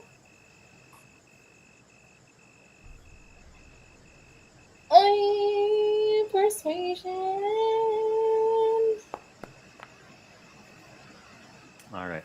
Kusat, you've known Kusat for a brief amount of time, but in that amount of time, you know that he's pretty stubborn and pig-headed. He's just going to continue marching forward with his sword out. He doesn't run. He stops running, but he's approaching cautiously, keeping an eye on you. does not want to get another firebolt fired at it. No, I've done my job. I feel like he's made enough noise at this point for everyone else to All right. make a tree branch. So you What do you guys, call it? a tree branch? Like when you Like people Red run Rover. Yeah. When you just go like that and then they run into the Close hanger. Close hanger. Okay. close hanger. Thank you. So you guys have 2 rounds before Kusat arrives at the alley. What would you guys like to do? Do I have? Do we know? I mean, I'm pretty like engaged with Pookie, so I don't know if I would have like the wherewithal to even like. Does it look like Pookie doesn't want to come closer to us because of what Kokoro has in the box? Make an insight check. Okay. My objective is to look beyond the monster and to see into the alley where he came from. If there was some sort of trapdoor or portal or something. But I don't want to get closer to the monster if that's going to antagonize him. But I do want to try to shift my position, look past the creature, and see where he came from. Down the alleyway. Make a perception check for that.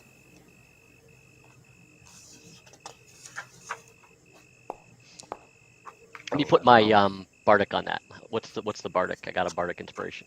D6. Let me put a d6 on that. And then I'll spend my bardic son of a nut. Alright, so didn't help much. Dang it. All right. 12. You can't see anything further in the shadows. It does look like it's a dead end, though. Okay. And with that insight, you don't discern much more other than the fact that as long as Kokoro is standing in front of it, Yeah. it's not going anywhere. Yeah, okay. Alright, And, but I don't and want it does not seem hostile to Kokoro. Okay. Alright, I'll hold my position. And if Kusat catches my attention, I'll try to prevent Kusat from reaching the beast. Anyone else want to do something before Kusat arrives? Do I notice the stuffing coming out? Yeah, you would have noticed just like pieces of white kind of stuffing coming out. Looks like cotton batting almost. It's gonna sound weird, but can I give it a hug? That's so cute. You want to touch it? You want to get close to it? I've already touched it before. I tried healing him. That was a that's healing word. You didn't have to touch him for that. That was a ranged spell. Oh. Oh, I did say I put my hand on his head when I did that. Okay. It would have recoiled at your Oh. touch. Okay. Then Then I would probably not try to do the hug thing. It doesn't take much to realize that this creature is afraid of you. It's afraid of me.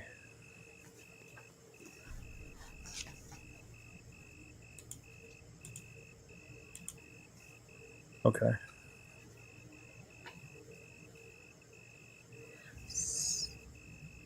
So we saw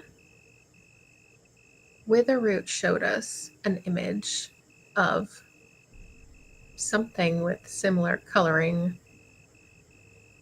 and told us Koji had a stuffy and then told us all about Koji and stuff. So I'm wondering, like, would we be putting that together or does it just seem absurd? Where did this- Kokoro, where did you get the feather from originally? A Vulpin gave it to me in one of these alleys down here. Okay. And what I told you guys when you guys talked to me about the feather is that it was from the one, and that's really all we know. And then also when we talked to what's his face, the tree, I'm blanking, Witherroot, he also mentioned that the feather was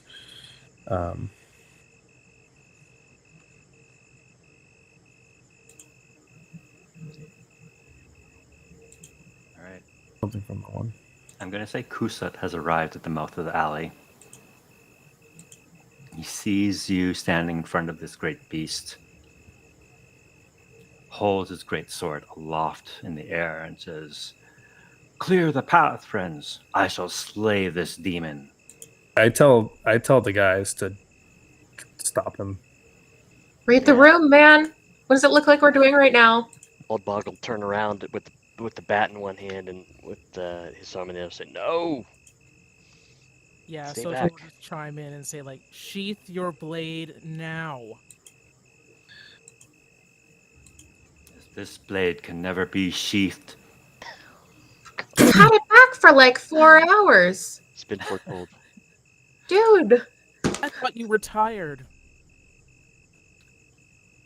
I, in service of the Johwa Evertree and the wardens of the hole in the bowl, shall never tire in the duties I must perform in protecting the good citizens of the Tangle. All right, well, if you attack this right now, you might make it a danger to the good citizens, but it does appear, if you take a look briefly, like things are okay for a second. So, like, calm your jets. Let's just see what happens. And if you need to swing the sword around a little bit, we would be grateful for that, if needed. But give us a minute to kind of sort this out a little bit. Go ahead and make a persuasion check with advantage, since you're all kind of trying to convince him to cool his jets. Dumbass, man. Come on. We're Come told, on. bro. We're told.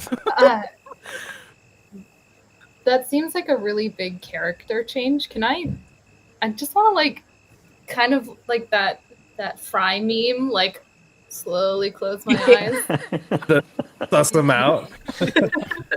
I Suspicious. don't.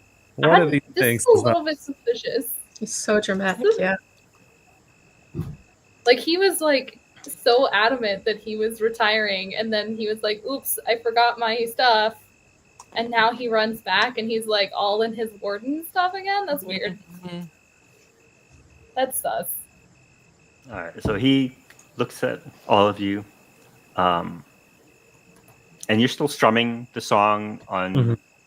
your shamisen, even though and you're singing the song. Okay. Yeah. I'm still singing the song because I didn't do the hug thing because of the recoil thing that we Okay. talked. All right. So he says, "Very well then. I shall wait for this beautiful ballad to conclude for conducting the business of dispatching this demon."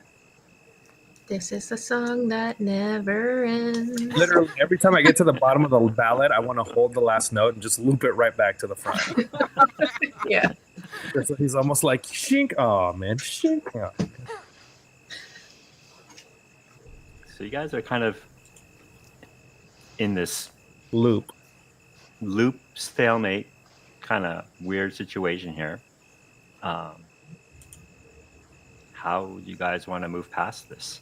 I'll tell them. I was like, I think Pookie is scared of me. I think as long as I'm here, he's not gonna do, or it's not gonna do anything to anybody. I don't know if I should command it to go away. I don't know if that'll make it more angry or put citizens in danger, the people in danger. What do you guys think?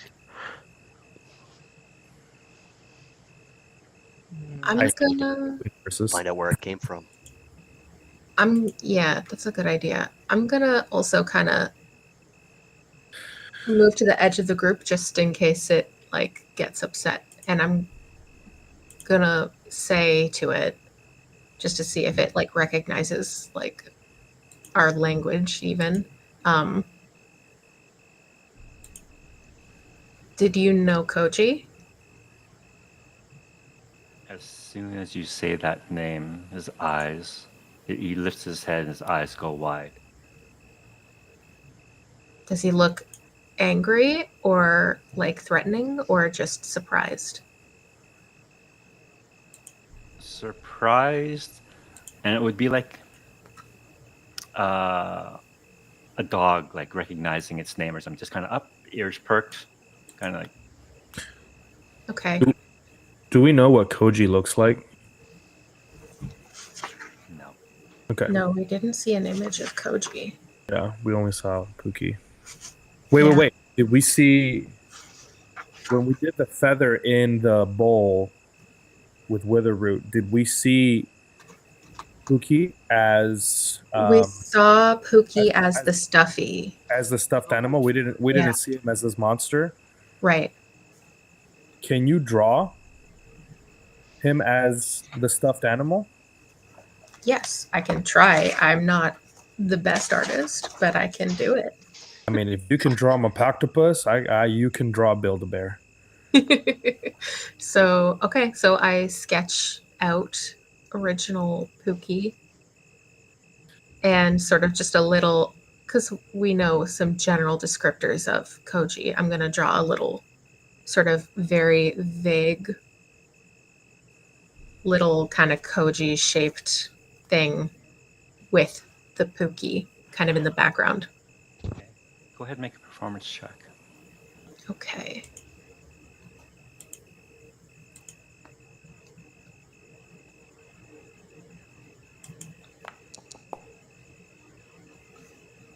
All right. Nice. You All right. So it's a pretty good likeness as far as you guys can all tell, and you show it to this creature. yes. Can you show him? Yes, I'm going to show him. I'm gonna Yeah. minor illusion a mirror in front of him. All right. I'm gonna have to roll something here because you guys are doing some pretty weird things.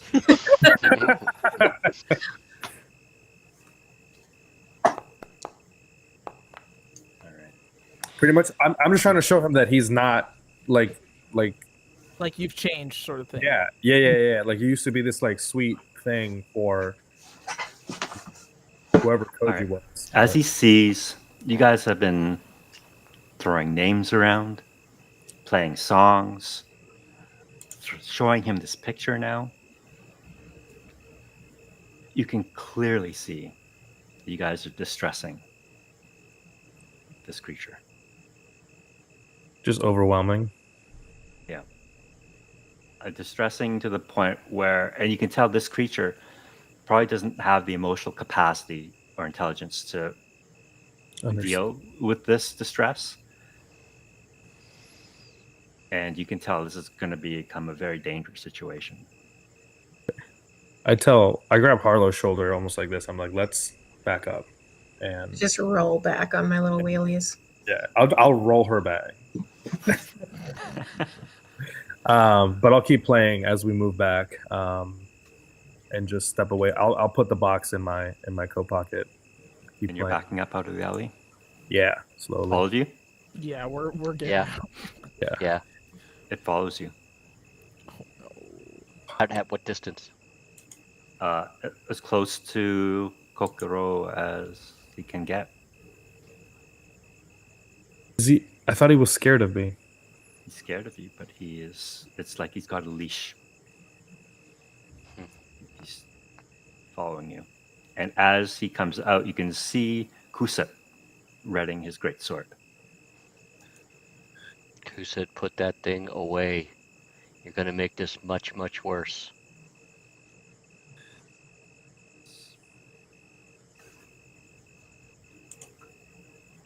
What if we burn the feather?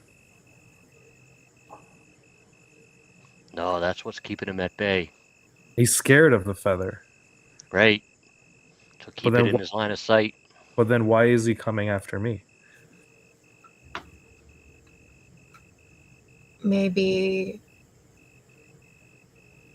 you are, sometimes dogs can recognize family members because they smell similar. Maybe he recognizes your heritage. Guys, we gotta keep this thing in the alley. If it gets out onto the main street, all hell's gonna break loose. Okay, we'll stop. I'll stop. And I'll walk towards Pookie to see if he backs up. he kind of stays where he is, but if you continue to walk towards him, he will step back.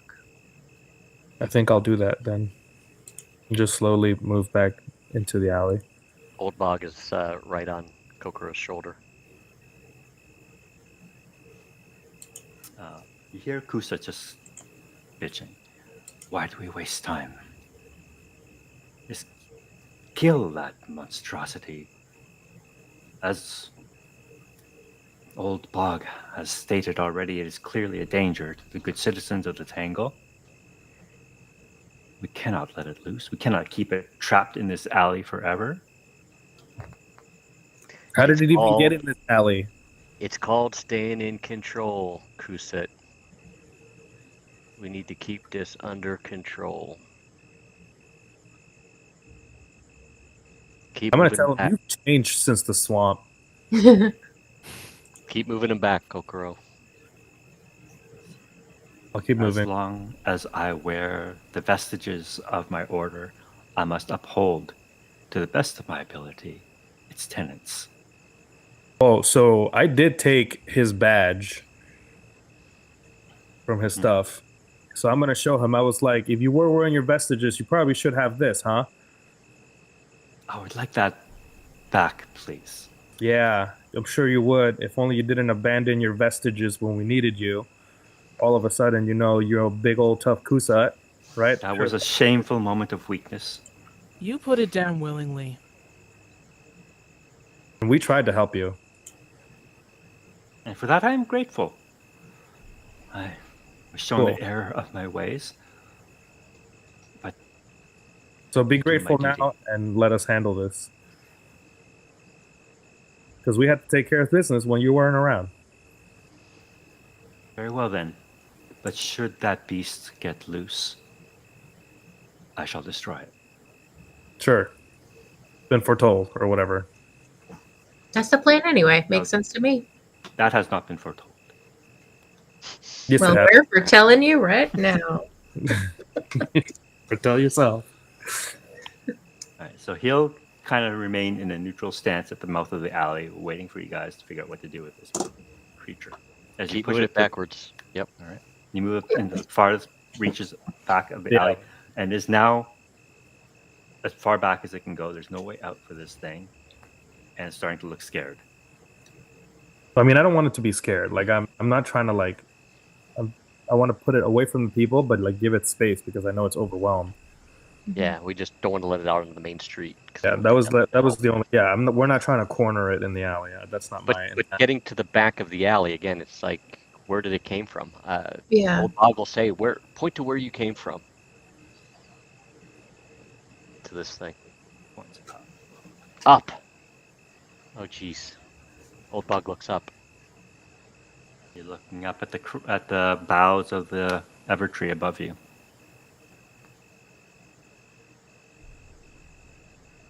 I'll ask him, were you always this way? Shakes his head. No. Can you tell me who did this to you or what happened?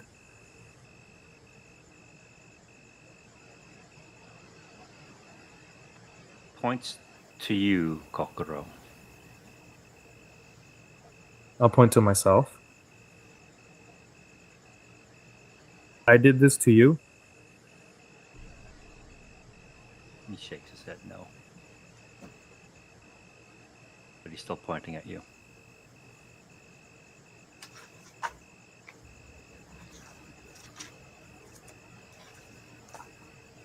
A minor illusion the feather and point at the feather. This one would not be vibrating. No. Okay. Does he do anything? Did this do this to you? Shakes his head no.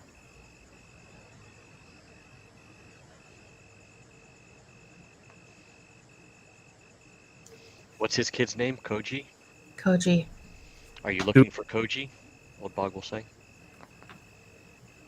As soon as you say that name once more, its full attention is on you.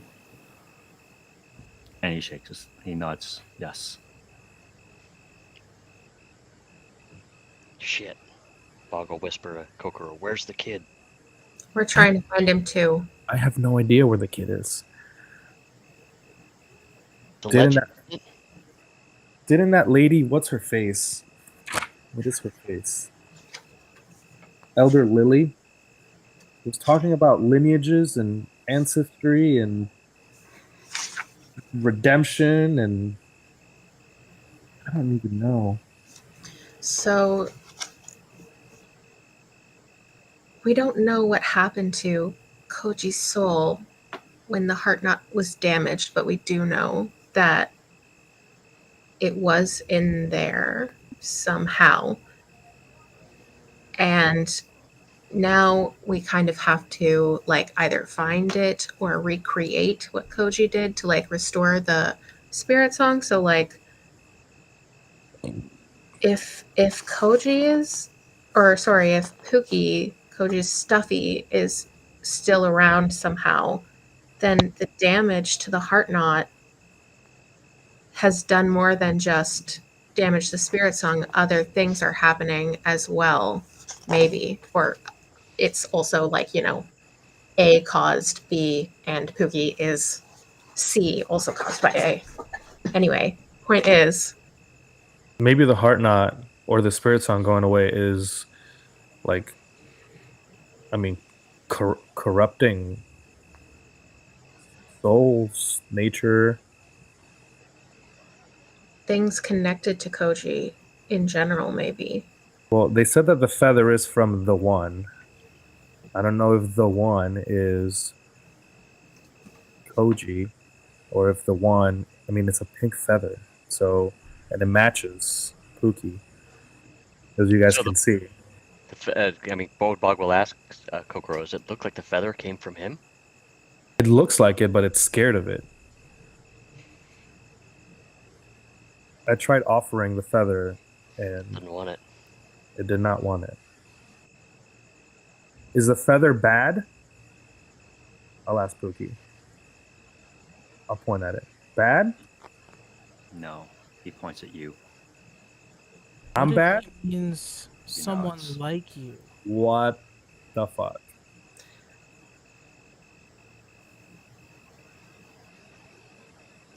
I'm going to look at Pookie and I'm going to ask,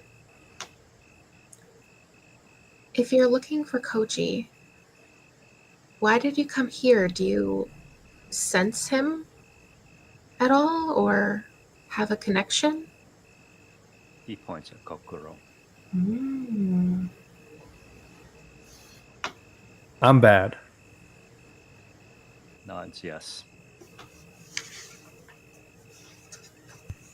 I knew it.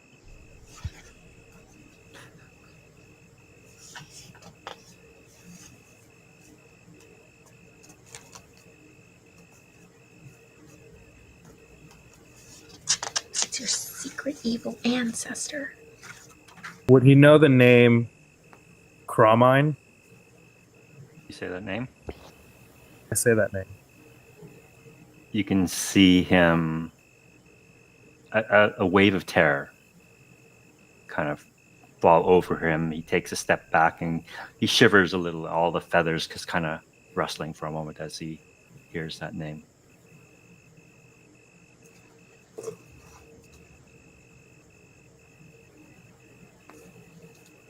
Guys,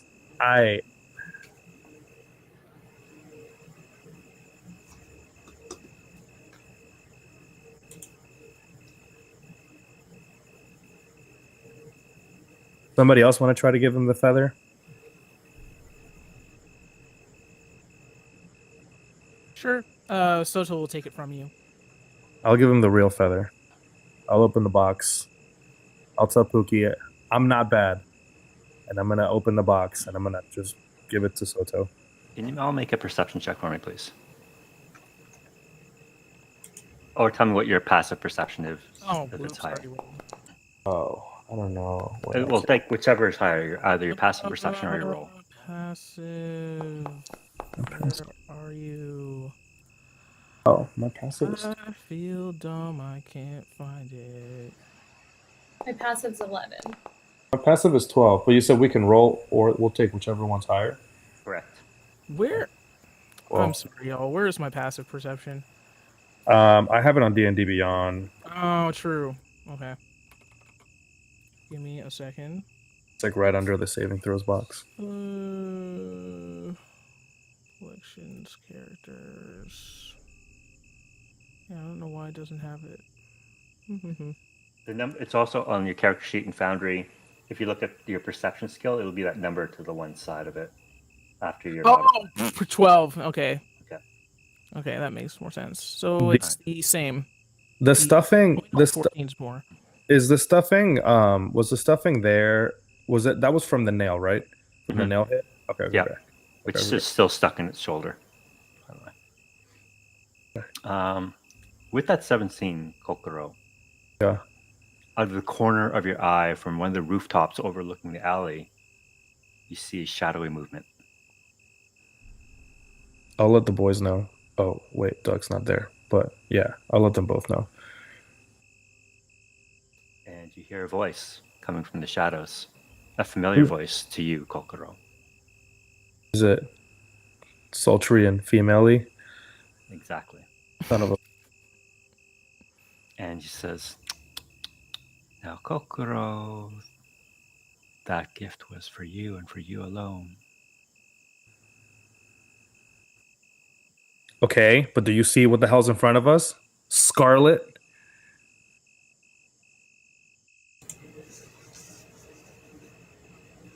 I can see quite plainly Okay. what is in front of you.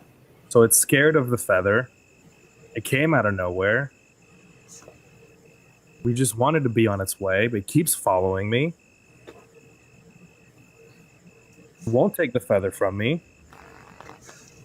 So that's the only reason why I was trying to see if we would take it from somebody else. You cannot shirk your responsibilities so easily, Kokoro. But what is my responsibility, Scarlet? You just came out of nowhere, all smoky and foxy-like. I was told to gift this to you. And I've been watching Appreciate and your help. observing.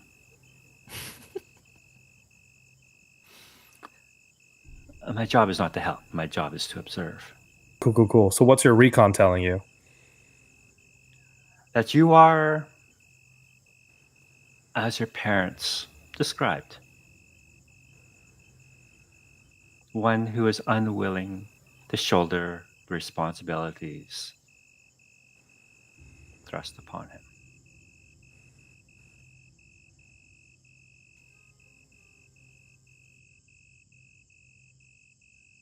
Well, I'm really pissed right now.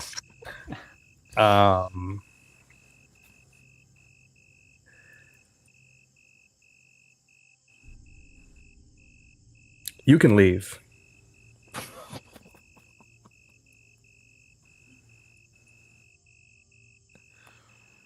I will leave. Don't care. But passing the feather off will do nothing. It will simply be confirmation of your irresponsibility. This is gifted to you by someone who thought more of you. Who is this someone? A benefactor. I can't tell you. I'm mysterious. You gotta find out by yourself. It's your responsibility. I get it. Do you? We shall see. Bye. She slips.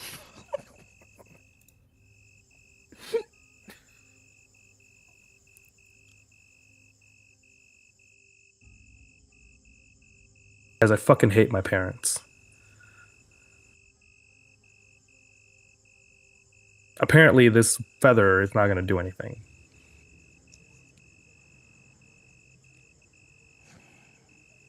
It seems like it's already doing something. Yeah, it's keeping that creature at bay. What the hell are we gonna do with this thing? What does that have to do with your parents? Fuck if I know. This is as confusing for me as it is for all of you. I wasn't Yeah, expecting. He ain't gonna fit in the supply closet back at the vat. I don't want to live in that dingy ass place. Love you, school guy, though. I'm He good. might be a better bodyguard than Meatball, though. Huset chimes up and says, well, if you, the chosen ones, are unable to decide what to do with that beast, then let me dispatch it. And if you would not allow me to do that, then let me bring it to those who can make a decision.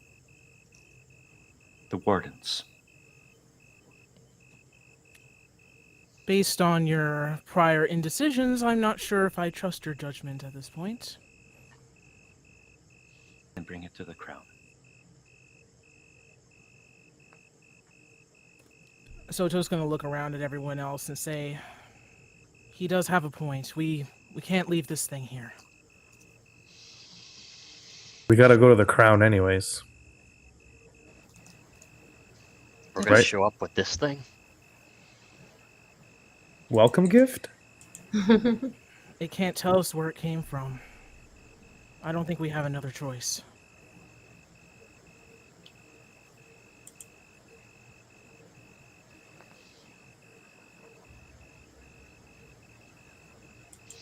Maybe What we do do take it to the wardens and learn more about that Spiritsong legend. Try to get this thing back to his owner, I guess. No offense, but I don't really know who to trust right now. Elder Lily and the wardens, like, she was very nervous and fidgety last time we were talking about letting the crown know what's going on and what we found out from Witherroot. There's those other two elders, though, too, Padme and Mino, or Miko. Nico? Miko, which we haven't met.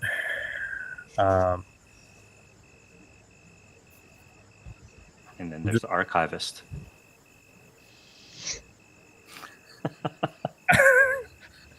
I feel like that's a long trip with a I'm still on the tree. spicy horse. Right? Luminarium is pretty far away. That's up there too. It's closer than the crown, isn't it? Yeah. Well, whatever we do, we need to do it while we still have cover of night. We can't have the public seeing this. Kusid, What- if we take this back to the warden, Yeah. do you have a place you can put him safe? Behind a door, in a cell, perhaps?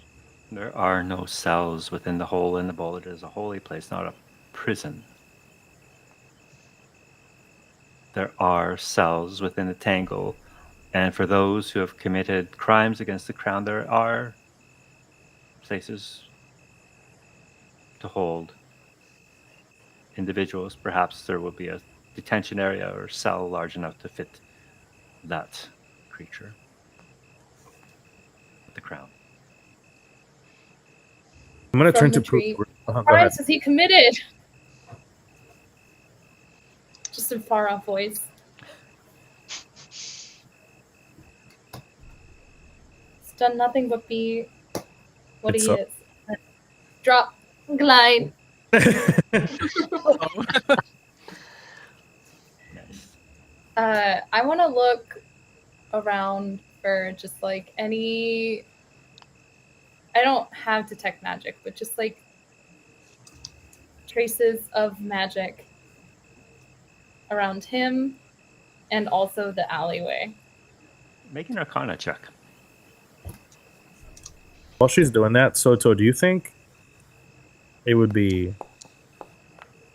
kind to take the nail out of his body? You could certainly try. I can't touch him. He's scared of me. I'm apparently Ah, bad. yes, I do see what you mean. You want me to try to remove it? If you could. If you think that's a good idea. I don't want it to keep hurting. Maybe it'll see you as an ally. 'Cause it's scared of me. Yeah, Soto will try to take the nail out. Enid, with that Arcana check, you'll be able to tell. You'll see the stuffing kind of coming out of its wound, and having known that it was a stuffed animal or stuffed toy, at one point, it's clearly a construct, and the fact that it is animated and has some semblance of intelligence, clearly magical. Someone magically created or awakened this construct and gave it life. Is there any like magic residue in the alleyway that's like, this is the direction? Wait, how far is Witherroot from here? About a day's journey. What do we think about that? Takes him away from here. Might be safer getting out of town. I know he said not to combat, but I'm gonna pull out the sample of the bioluminescent moss that I collected from the grove when we were there, Yeah. and kind of hold it out toward Pookie and say, "Would you come with us back to that place where you were together with Koji?" He looks back at you, Kokoro. And Soto, as you approach, how do you approach this creature? Very slowly, gently, hands up. You know, very as delicately as possible. Okay. Because he saw what damage it could do to Old Bog, and yeah, he doesn't want to suffer the same fate. Don't want to get decked out here. you still have your, by the way, from earlier. Oh, the Bardic? Yeah. Yeah, you still have that. Okay. So you're approaching Soto. And you make that suggestion to go back there, Kokoro. And it continues to look a little confused. It's looking at you, Soto, then looks back at you, Kokoro, looks back at you, Soto.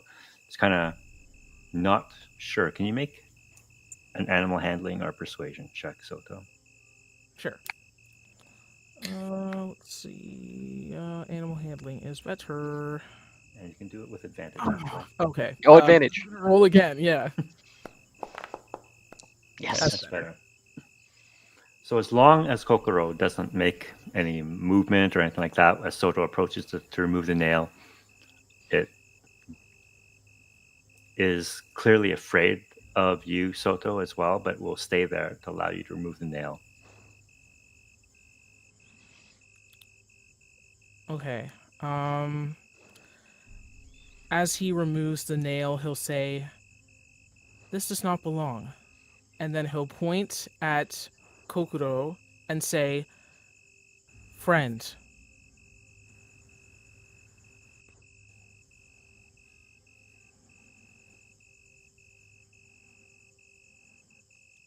And with that, he'll back away and say to Kokoro, I tried. I appreciate it. It's not your fault that apparently I have bad genes. I mean, I look great, but you know.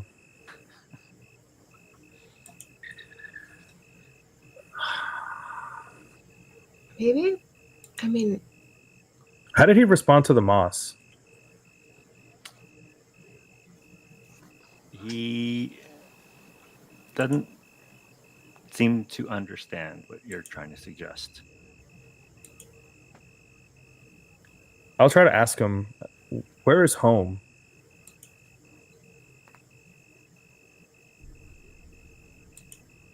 He points at you.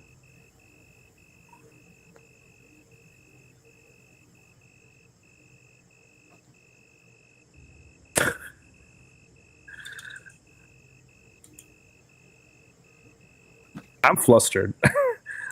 I don't know what you want. I'm bad, but I'm home. I'm comfortable, but you're related. How can I help you?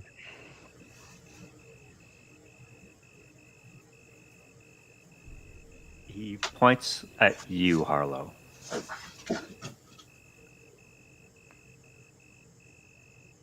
And he's kind of like pointing repeatedly at you.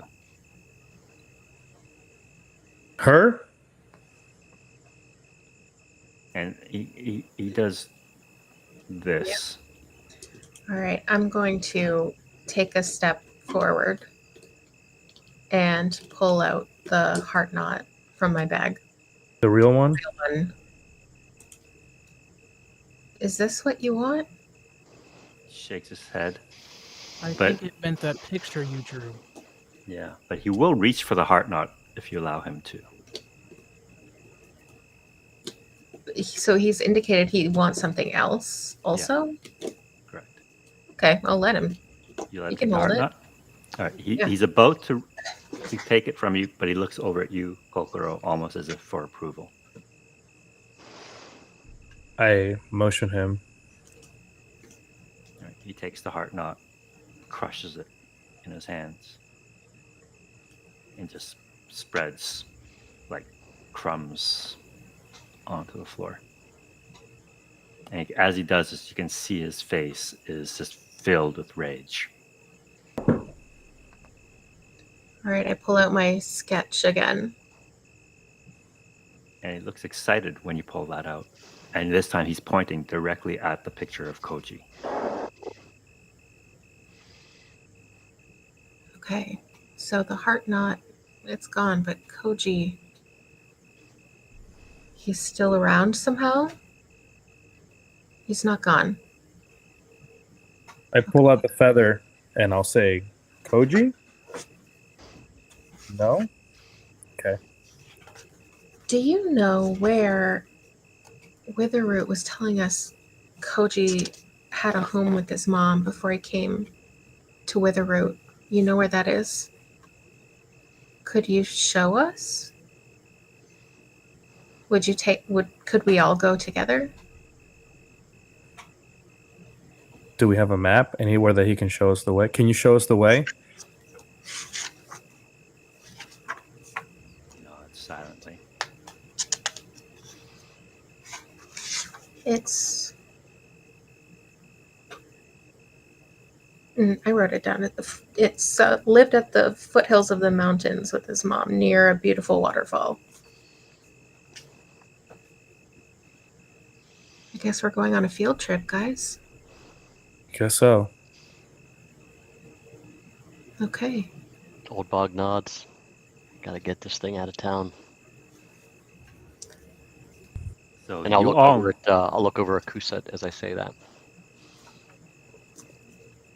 Really? looks mildly disappointed, but you all know that if you guys want to go to the mountains where there might be waterfalls, it is days journeys away. It is not nearby. And you don't know which set of mountains, the ones to the north or the ones to the south. Ooh, 50 shot. Can you imagine? Does anybody have like an idea of like what a map of the area looks like, or if we could draw like the north or south mountains and see if he remembers? Old Bog came from Shady Grove, which was what, north of the Tangle? Slightly north. It's only about. It's not that far from No, it's the not. Johwa Evertree. Yeah. No, Yeah, so it's not up in the mountains at all. no. You're still in the river valley for sure. Yeah. I think Enid is from the farthest place. And you know that the Luminarium has lots of maps. Well, Hint, hint. Just saying. well, Pookie came from somewhere, so maybe we can ask it like if there's somewhere it can hide and we can come meet it in a couple days when we're ready to leave. Do we know anybody that can take care of him? Protect him from, I'll kind of like motion over to.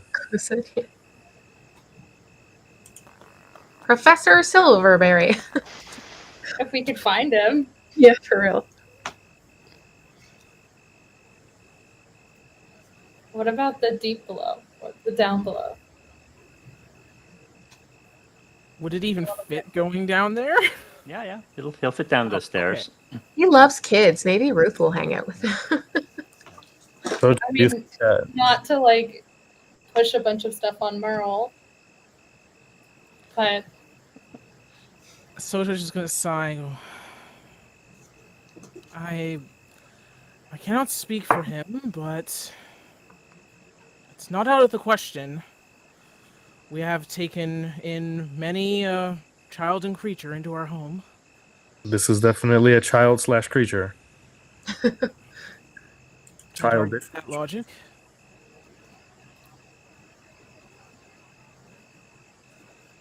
Down below we go. Closer than the mountains. While we figure out what to do with them. I mean, we probably have to go to the luminarium.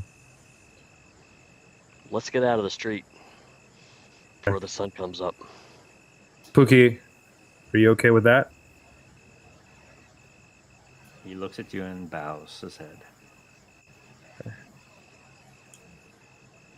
Okay. I'm not a bad guy, by the way. Soto, can you lead us? He'll nod, say, this way. You obviously will not fit in the elevator that you took up, because it's just kind of like basically a big swing that you sit on while you're being pulled up, right? Yeah. So you'll be taking the stairs and going down. Can you all make another perception check, or another perception check.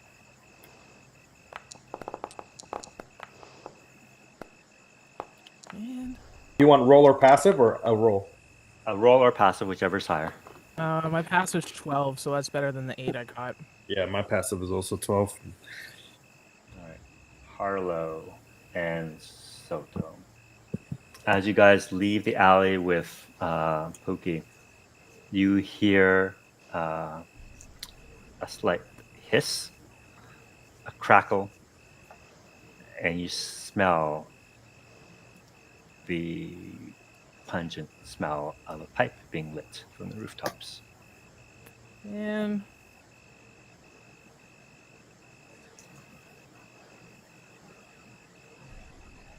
All right, Okay. make it down below.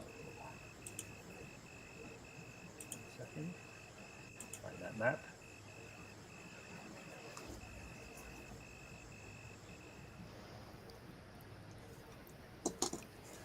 All right. It takes you a little while to take the stairs and the tunnel down to the down below.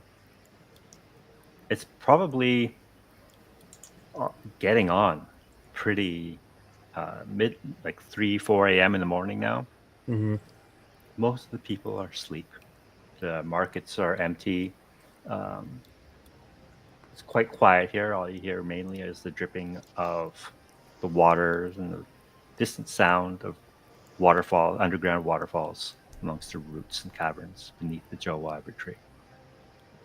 And you make your way across this empty space and arrive at the home of Soto and Merle.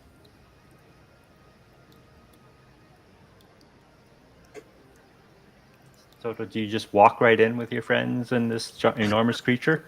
no, Or, I think he'll go inside by himself first, give like a brief rundown of what's happening, and then if it's all good, he'll come back out and be like, "Okay, guys, we're good." All right. Let's see, 1 second here. Switch this up a bit. All right, so you wake Merle up from a deep slumber. You can hear the children, their snores kind of coming from a separate room that they stay in. But Merle wakes up and says, "Ah, you're home. It's good to see you again. Can I fix you something to eat? Are you hungry?" As much as I would love to say yes, Merle, no, not at the moment. We have a situation. Who's we? I walk in. Okay. Oh, we have a guest. You didn't tell me. I was going to say my traveling companions before I was interrupted. It was More- clear over you. Companions? He looks past you at Kokoro at the open door, and the rest of you still standing outside, or do you come inside? Yeah, I'll walk in once the door's left open. I just picture Harlow on her wheelies with like a lollipop going like, stop. Like,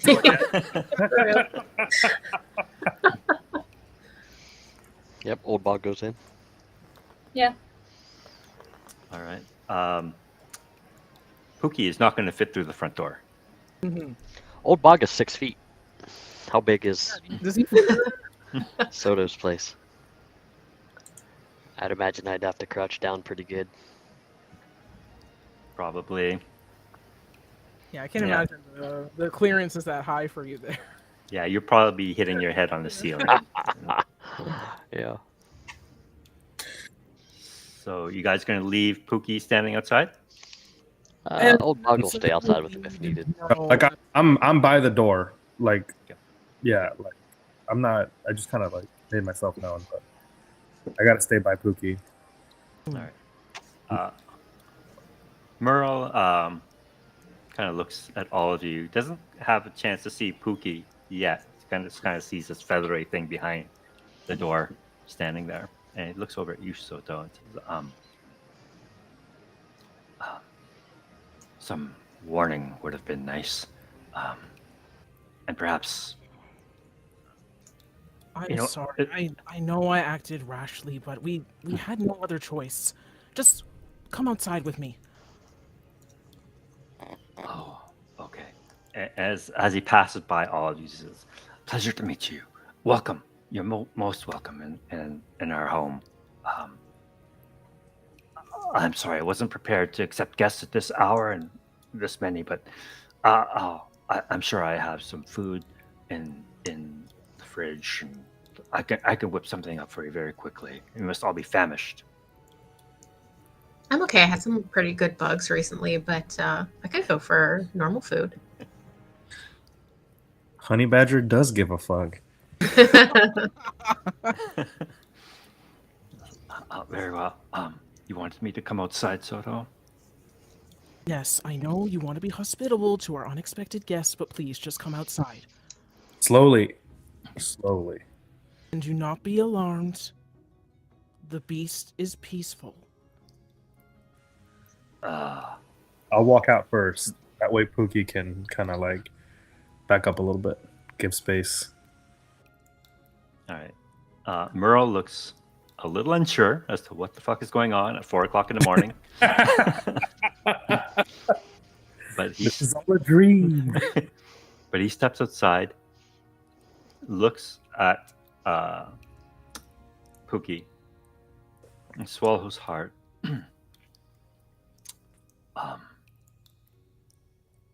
Looks at you, Soto, and says, "New pet?" Of sorts, yes. We were traveling and it came down upon us. We thought it was going to attack, but we were able to pacify it. We debated taking it to the crown or to the wardens, but we didn't feel that was the right choice. Is there somewhere we can conceal it for now? So, Soto, you thought it best to bring home this creature Seemed like a good idea at the time. into our home with Good 3 griffin. young children.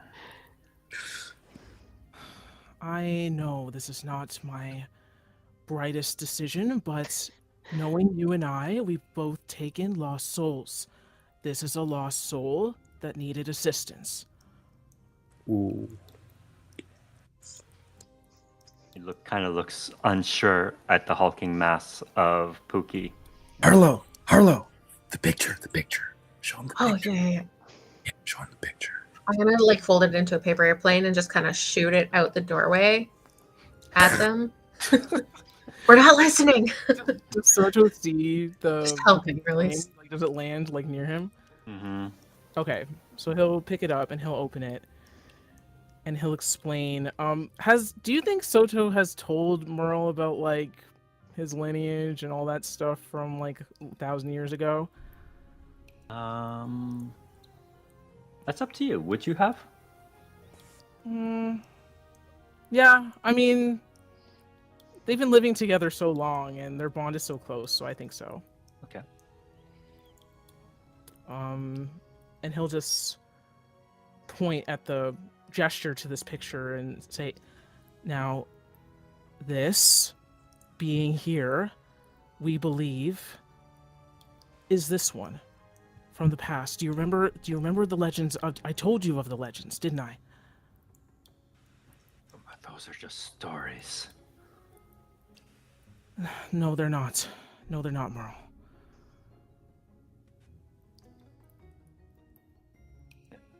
He looks over at Pookie and says,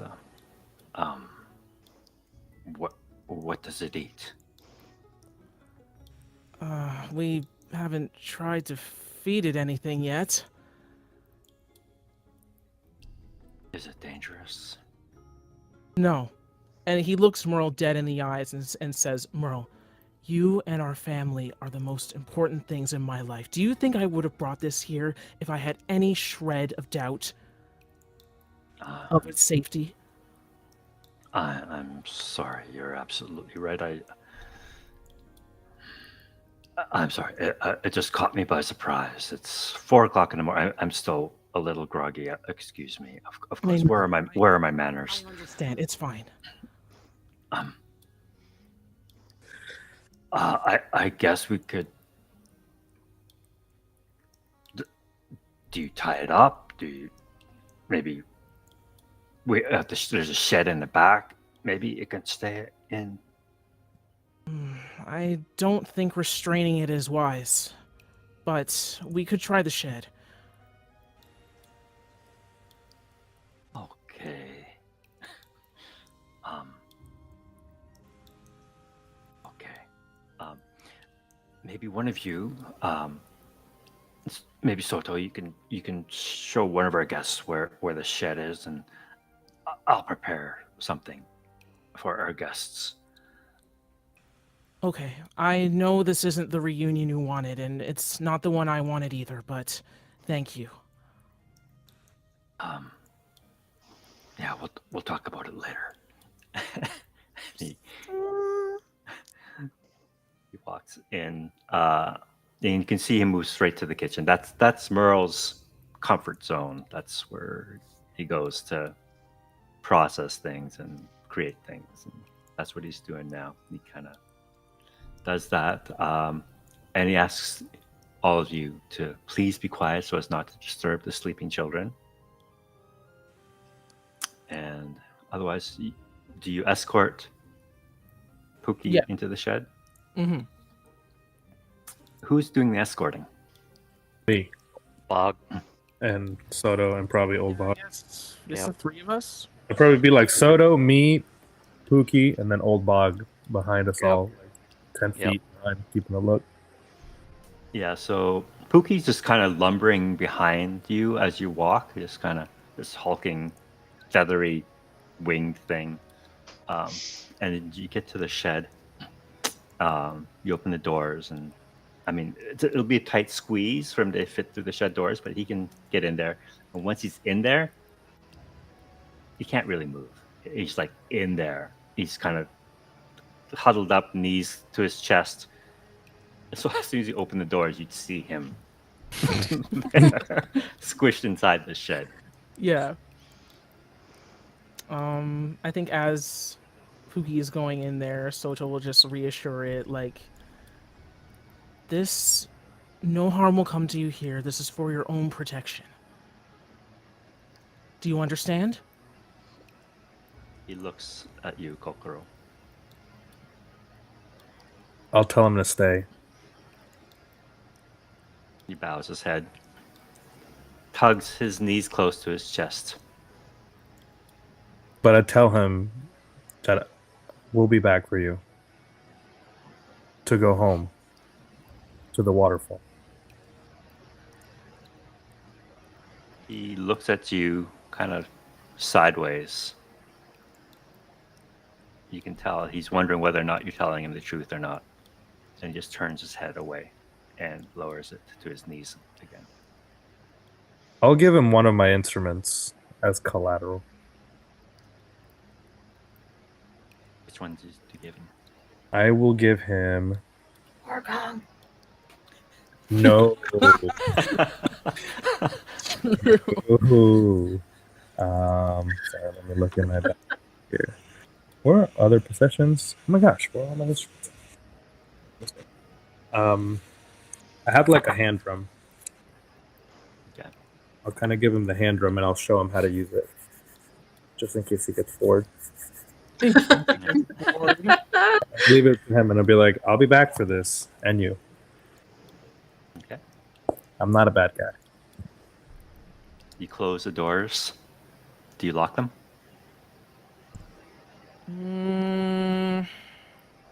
I'll leave that up to you, Soto. And it's not really a lock. It's more like just a beam of wood that you keep the door Oh, shut. okay. Yeah, well, if it's not like a lock, then yeah, he'll just make sure to put it there. All right. So with Pookie safely stored in your shed, Words I would never imagine being uttered. you make your way back inside, and Merle has already got stuff going. He's got eggs cooking. He's got potatoes, and it's like a 4 a.m. kind of greasy breakfast deal that you guys are gonna get.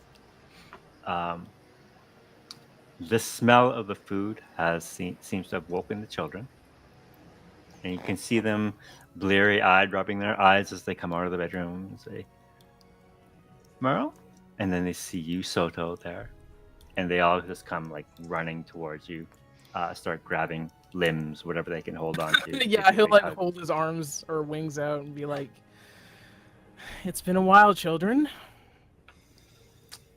Daddy, go home." And then they see the others, and they also kind of get shy all of a sudden, kind of hide behind you. They are friends, not strangers." They look at all of you, and then they look at Enid.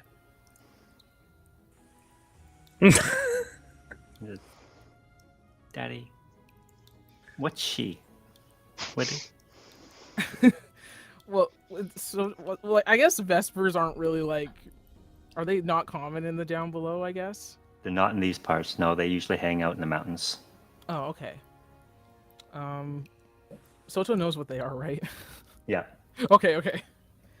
And he'll just kindly explain to them that, she's a Vesper and they are cave-dwelling people and she has been a good friend and that there's no need to be afraid.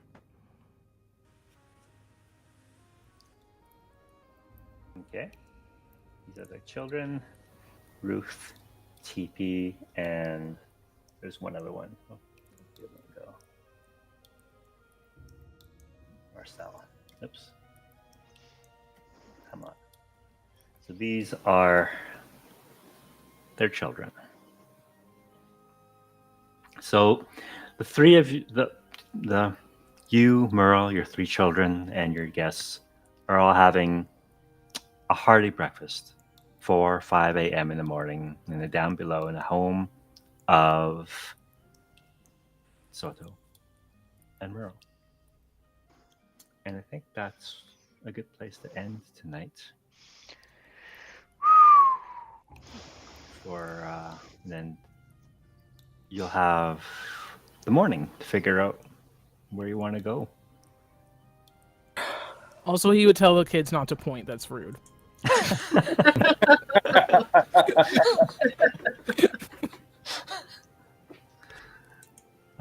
Thanks, guys. You guys want to just hang out 1 second? I'll end the stream and